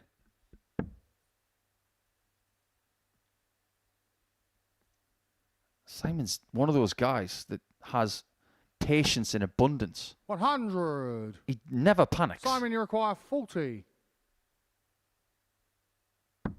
Game shot on the third leg. Simon Stevenson. No need to panic at all. Stevenson, always so dangerous. That is what we have learnt Game on. this series with Simon Stevenson. Do you know why the name Stevenson is famous in the sport of darts? 100. Because there is a person who is still the only person to have ever officiated on a PDC World Championship stage and played. The name is Stevenson.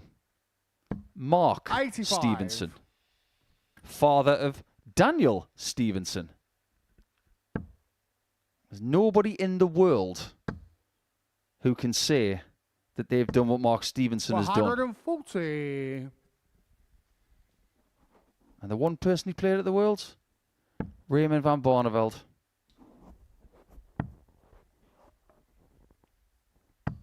$134. Well, it's Simon Stevenson who's fighting his way back into this match superbly. 60. He's a little disappointed with that. But even with a 140 here, Coulson will only have a 1 dart lead. 100. I get the feeling the switch was the play there. Even with only 3 wings on the flights, he didn't have much room to work with.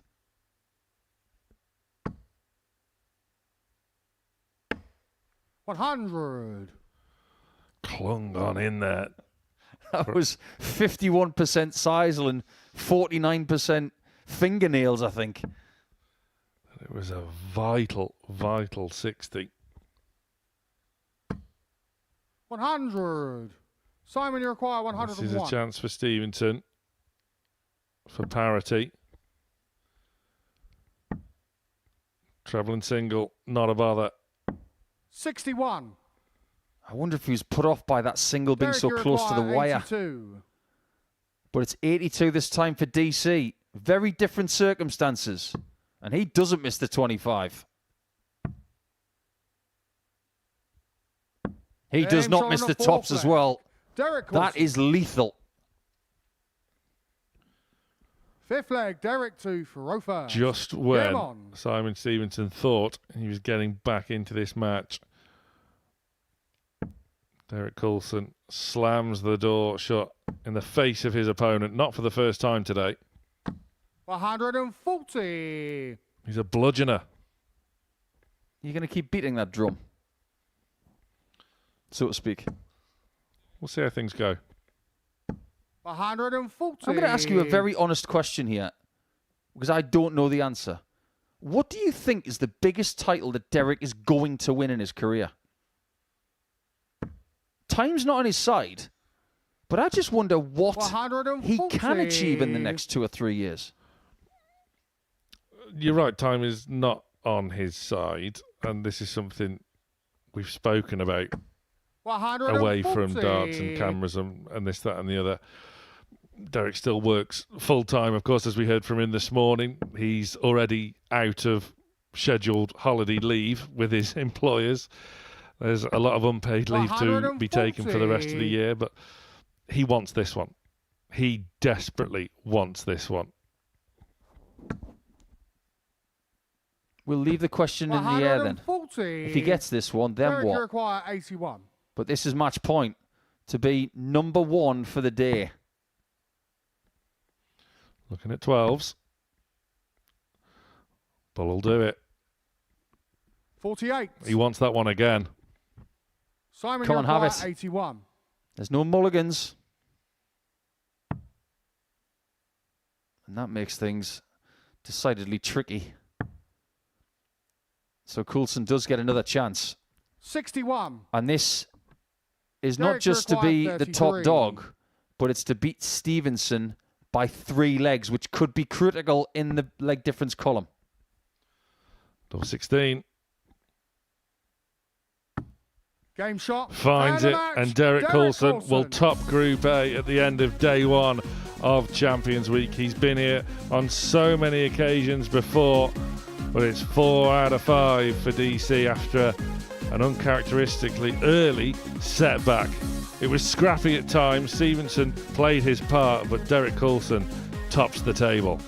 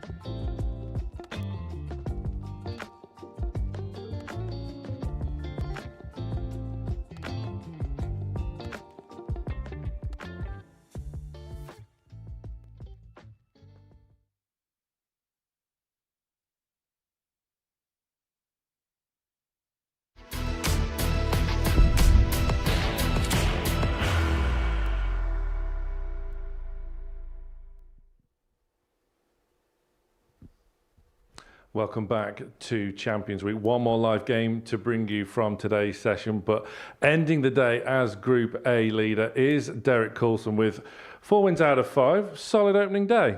Yeah. Before we started, I'd have taken 4 out of 5. After the first game, I'm over the moon with that. So yeah, it was a bit of an eye opener after the first game.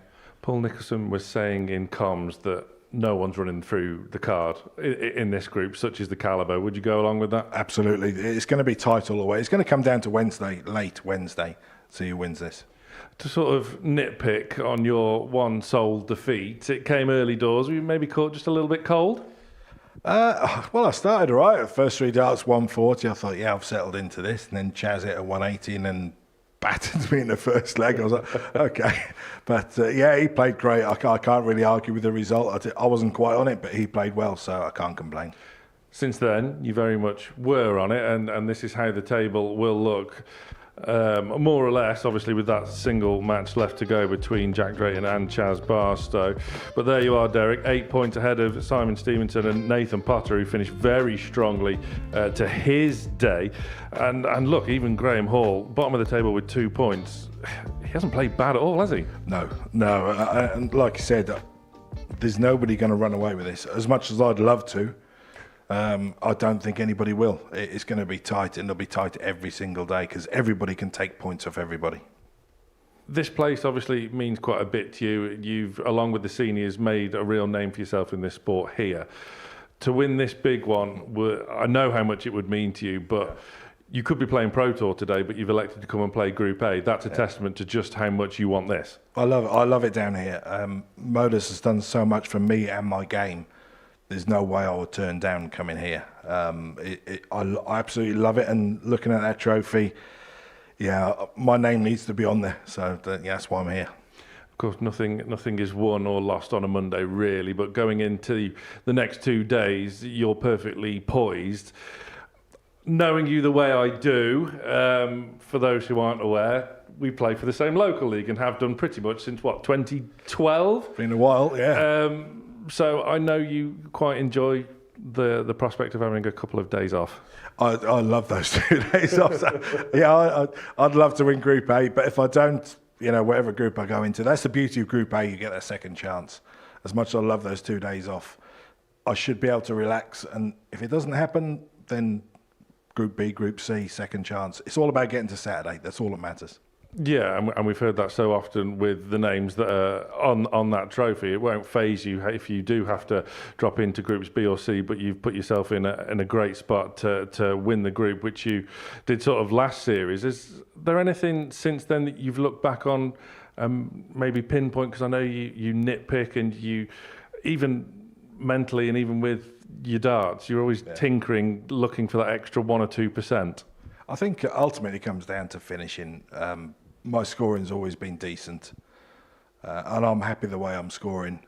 It's the finishing. I really need to tighten up on the finishing. And if they go, I give myself every chance of winning this. So that's what it's all about. Well played today. Best of luck for the rest of the week. Back to the commentary box then for our final live match of day 1 of Champions Week, called by Laura Turner and Paul Nicholson.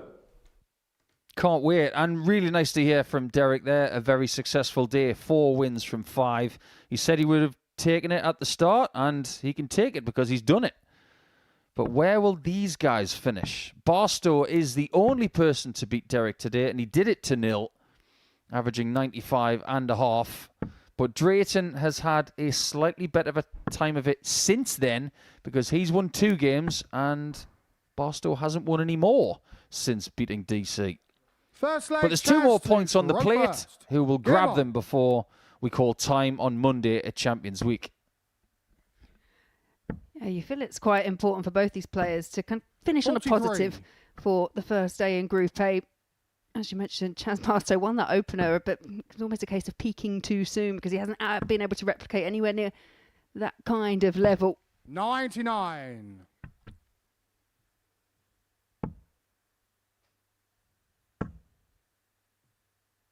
One of the best things about this week, which we have 3 times a year, is that you're getting the players in form, obviously, because they've won. But in particular, 140. I think the last 6 players, form can last, I think, for a minimum of about a month. You can have hot months. 125. And if you are having that time frame, you really want to be winning week 9, 10, 11 or 12. But spare a thought for Kiana van Velsen, 81. for Steve Green winning the first 2 weeks. If form doesn't last 3.5 months, they're going to have a really rough time of it later in the week. 177.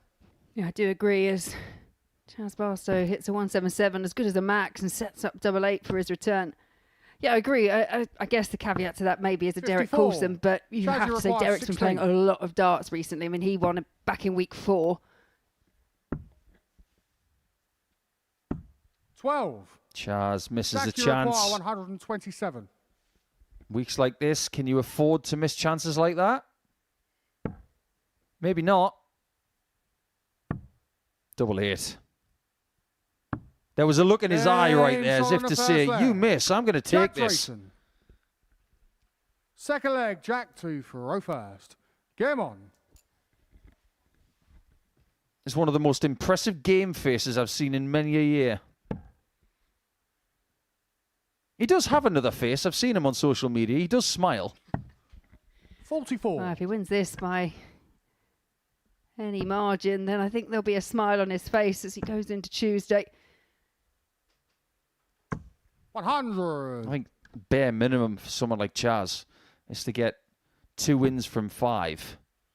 And if he was to do so, it would be a bookend day. Win the first and win the last. 81. Muted celebration as well. He didn't give it large, but he did have a great deal of intensity 26. when he was winning week 9, especially on the Saturday night. Do you know any dart players that don't have intensity these days?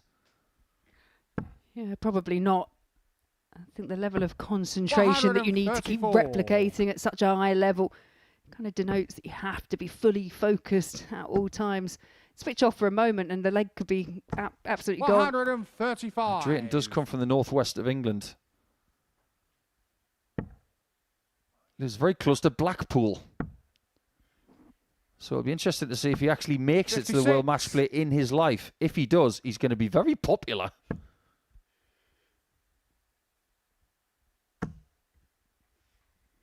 Is that one of your favourite 60. venues? I think most players... Worst. Worst. Bar none. The worst. The venue's very nice. One of the worst practice rooms in my time on tour. And the tournament I liked the least. 85. Just didn't work for me. So it's going against popular opinion. Oh, absolutely. I like the World Grand Prix. 100. Jack That was my Require, comfort zone. 101. Yeah, I've only ever done it in Leicester, which I guess doesn't quite have the same feel as Dublin. No, Dublin was awesome. As could this be for a second consecutive Ton Plus checkout. 61. Chaz gets his chance to get his own back. Chaz, you require 80. Yeah, Drayton punished in the opening leg with a 127.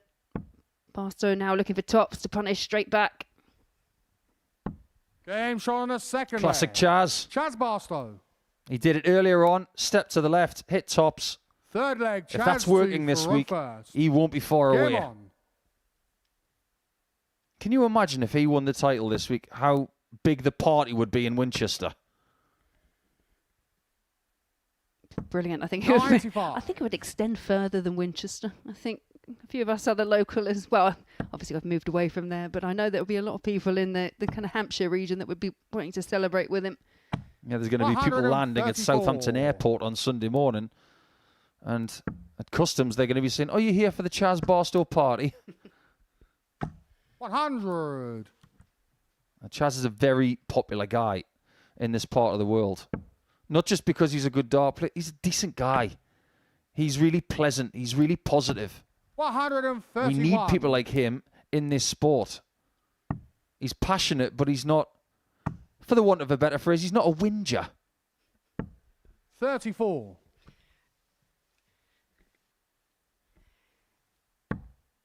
He's definitely had the opportunity to go over to South Korea, play for England, and he was part of the men's team. Like you say, he's just one of those positive characters that just kind of cheers you on, keeps the team going. 30. He will not be happy with that switch. And Drayton has got time on his side this time. First two legs, they were both breaks. Is there another one on the cards for the 154? Drayton pins it. Jack Drayton. There are good checkouts, then there are great checkouts, then there are great checkouts done cleanly. The thing that impresses me the most about the way that he plays is that all the darts land in the same way. Even when he gets deflections, they land straight. I think that's something you would say when you're kind of coaching and training and things, is you need a dart throw that you can replicate easy, so that if you can do that again and again, then the outcome should be pretty much the same. You know, it lands in the same way each time. Yeah, his rhythm is something to behold. He's got that little rocking motion with the arm, but it's a micro rock. It's just a little bit of a soft prod or a forward press. 99. Back and through. And it's the same every time.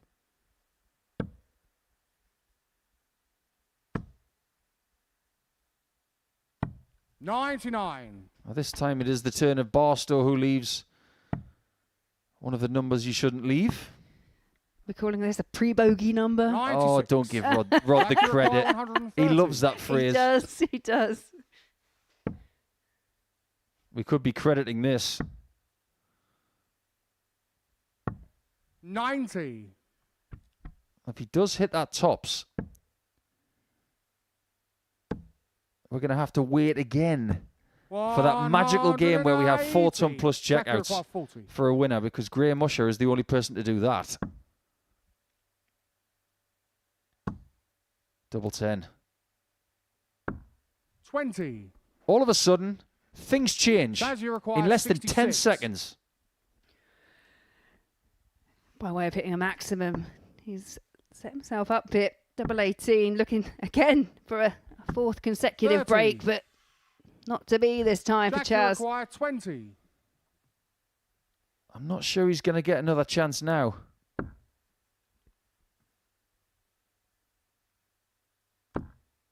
And he won't. That's too good. Mid-90s average again. Fifth leg, Chaz 2 for And a lot of the winners today have been hovering around that kind of area, if not better.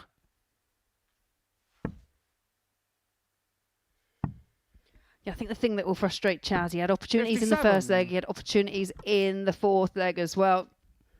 This could be a result that was swung in the other direction. But there's just too many missed time slips, too many treble-less visits, but they're not 60s, they're not straight, they're kind of straying to the left, straying to the right. 140. We can speculate what kind of career Drayton's going to have. The kind of people he plays against on a regular basis in his neck of the woods. Some of them have had phenomenal careers, like Wes Newton, Jordan Brooks. He's even from the same sort of area as Ronnie Baxter. 100. He could go on and eclipse them all. And if he were to go on to eclipse another Lancastrian, 97. then he really will make headlines. And that's Alan Warren a Little, former world number one quite a few times and World Grand Prix champion. 83.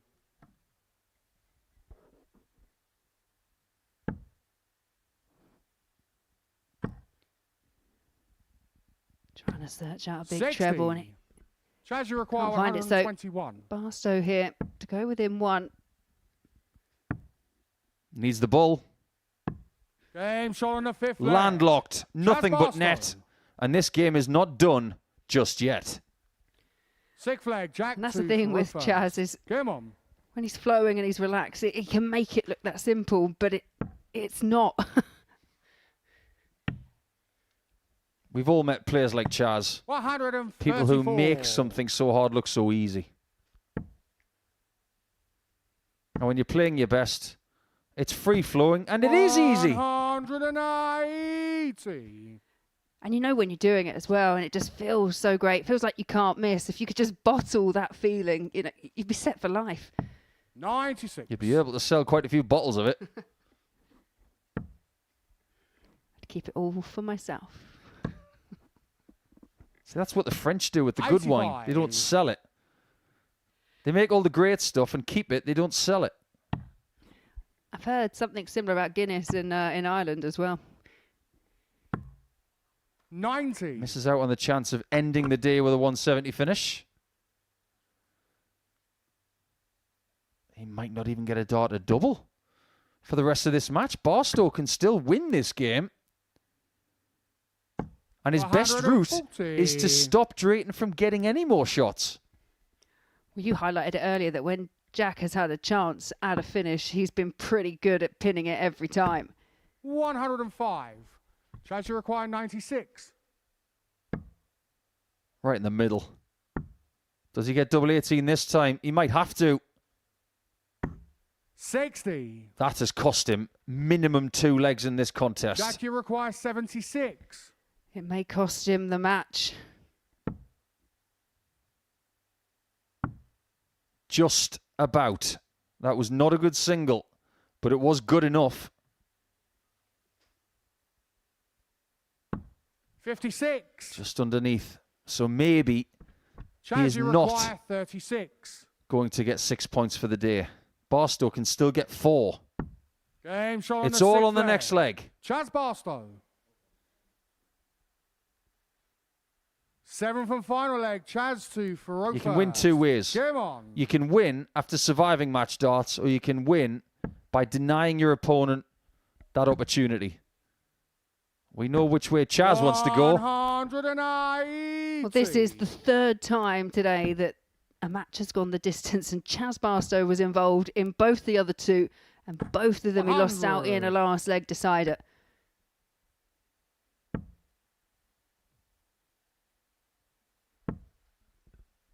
I'm actually quite surprised that we've only had 32 180s today. By the time we were at the end of game 5, we were on course for about 50. So that has dried up a little bit. 100. Not for Chaz in this game. He's got 3.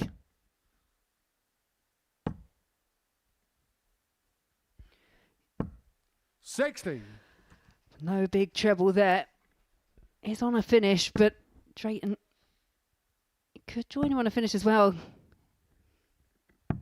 57. Looking Chaz, you way require more likely that he will 124. have to settle for 4 points alongside Barstow. It's always nice when you got the luxury of laying up. Yeah, and in a deciding leg, I don't think Chaz Barstow's had that opportunity at all.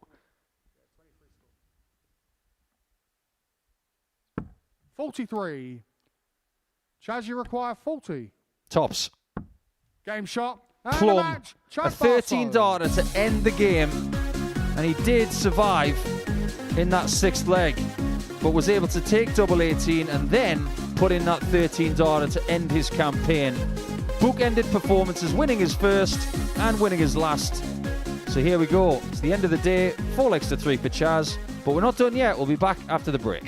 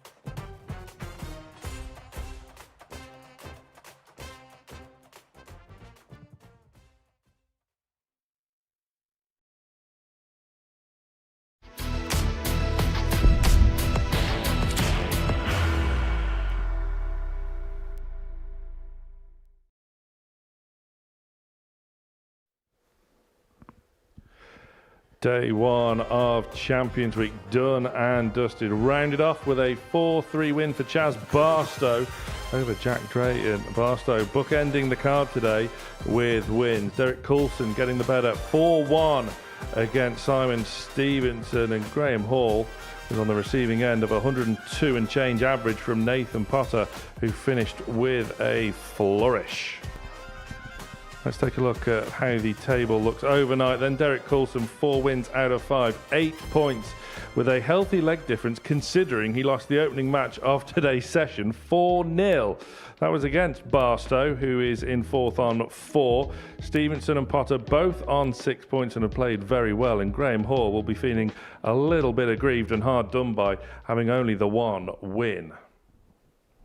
Welcome back to the studio. We've done some furniture rearranging to allow Nico and Laura alongside me once again.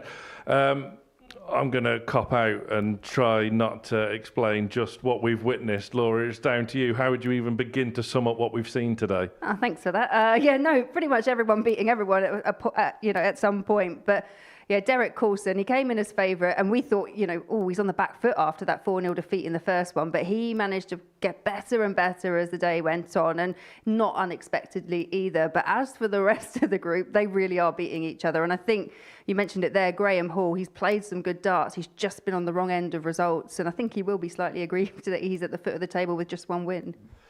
Yes, Derek was the favourite coming into today, Nico, but that opening match sort of made us all go, hang on a minute, what's going on here? 4-0, he was caught a bit cold, and Chaz Barstow was brilliant. I'm not really sure what was more of a surprise, the fact that Derek lost 4-0 or that Chaz won 4-0. And what you need to know about that is the previous behaviours of Chaz is that he's not a morning player. He doesn't play a great deal of Group A, even when he's playing series to series. He's an afternoon, he's a night guy. So the fact that he was able to beat the favourite player at 9:40 to 10 o'clock in the morning is a big shock. Derek didn't play poor darts in that game. He started quite strongly. But Chaz found a brilliant performance to get himself up and running.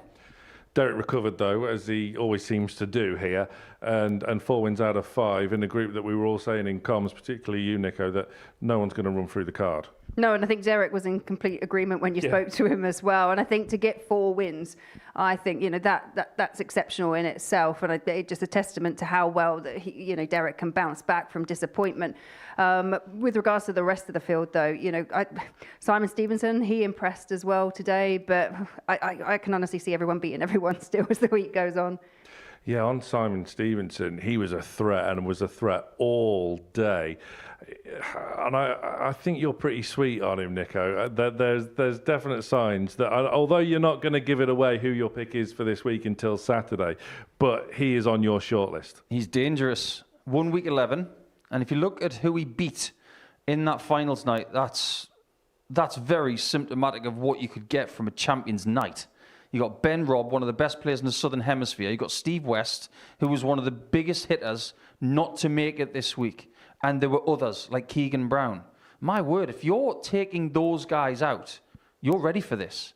He's only had to have 1 week off in between a stunning campaign and this. He's a contender. The 2 young guns, starting with Nathan Potter, started the day strongly, finished the day strongly.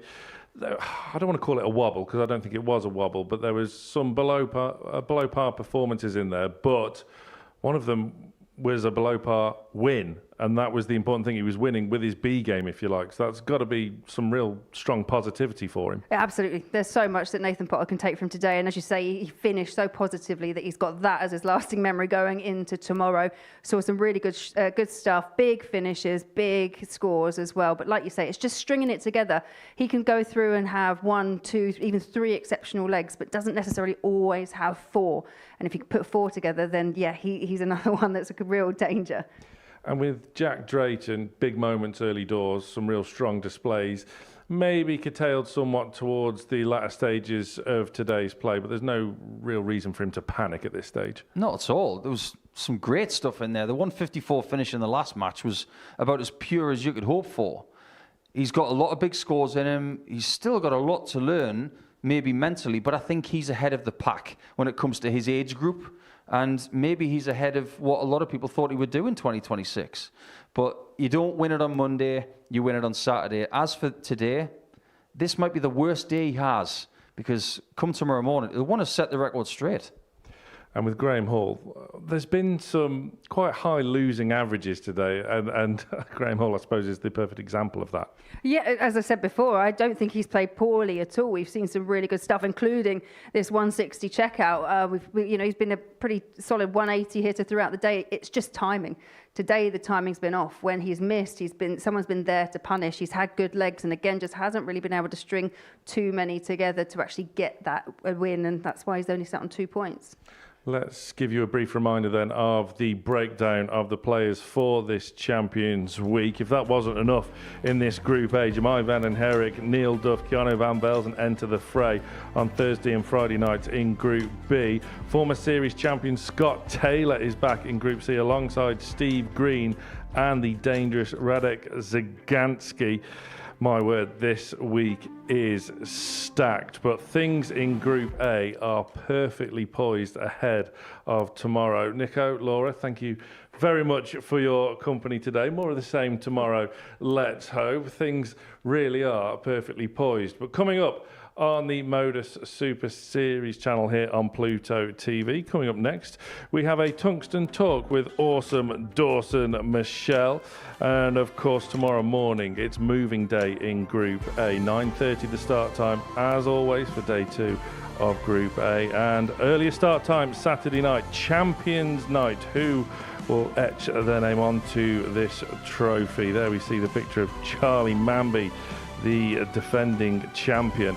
7 o'clock live on Pluto TV. And then next week, of course, it's the 3rd renewal of the international pairs as John O'Shea and Conor Heenahan bid to defend their crown. An enthralling opening day of Champions Week, perfectly poised going into moving day tomorrow. And after it's all said and done on day 1, it's DC that is right at the top of the tree. Join us 9:30 tomorrow morning for moving day. You don't want to miss it. Bye for now. Stay free! Keanu van Velzen, Radek Zagansky, Good Coulson,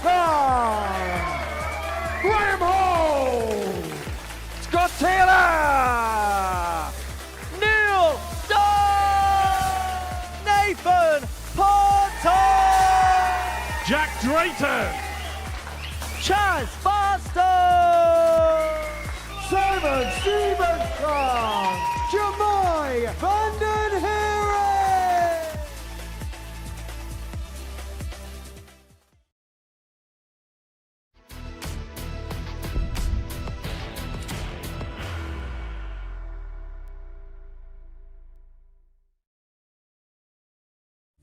He will be disappointed with that. He wanted to have Graham one dart. requires 20.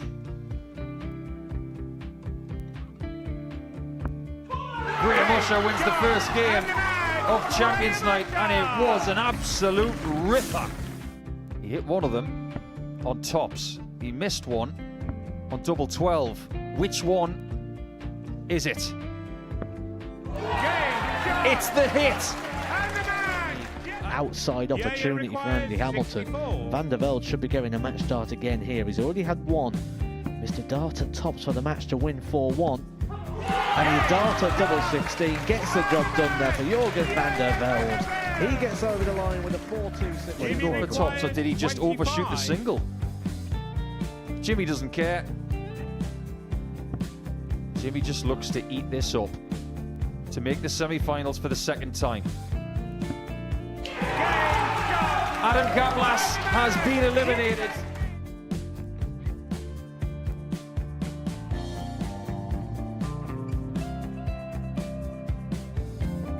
Keep us guessing. This time he's trying to leave double 18. He knows best, and he takes the lead.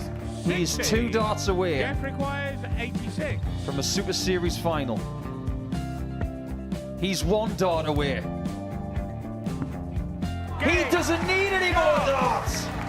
Jeff Smith makes The Series 11 final.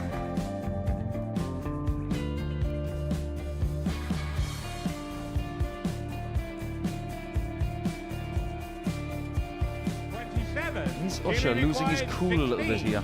Oh, absolutely. Right now, I'd say the head's gone. And you don't have long to recover. It is very, very short form at darts. Vansky's halfway to victory. He only needs one more.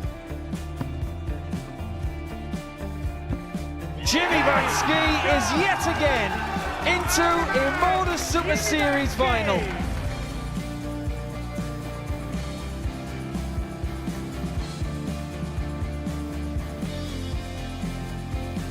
Flashback vibes. Can Jimmy Vansky do the same? Just needs the one treble here on the 19s. Finds it.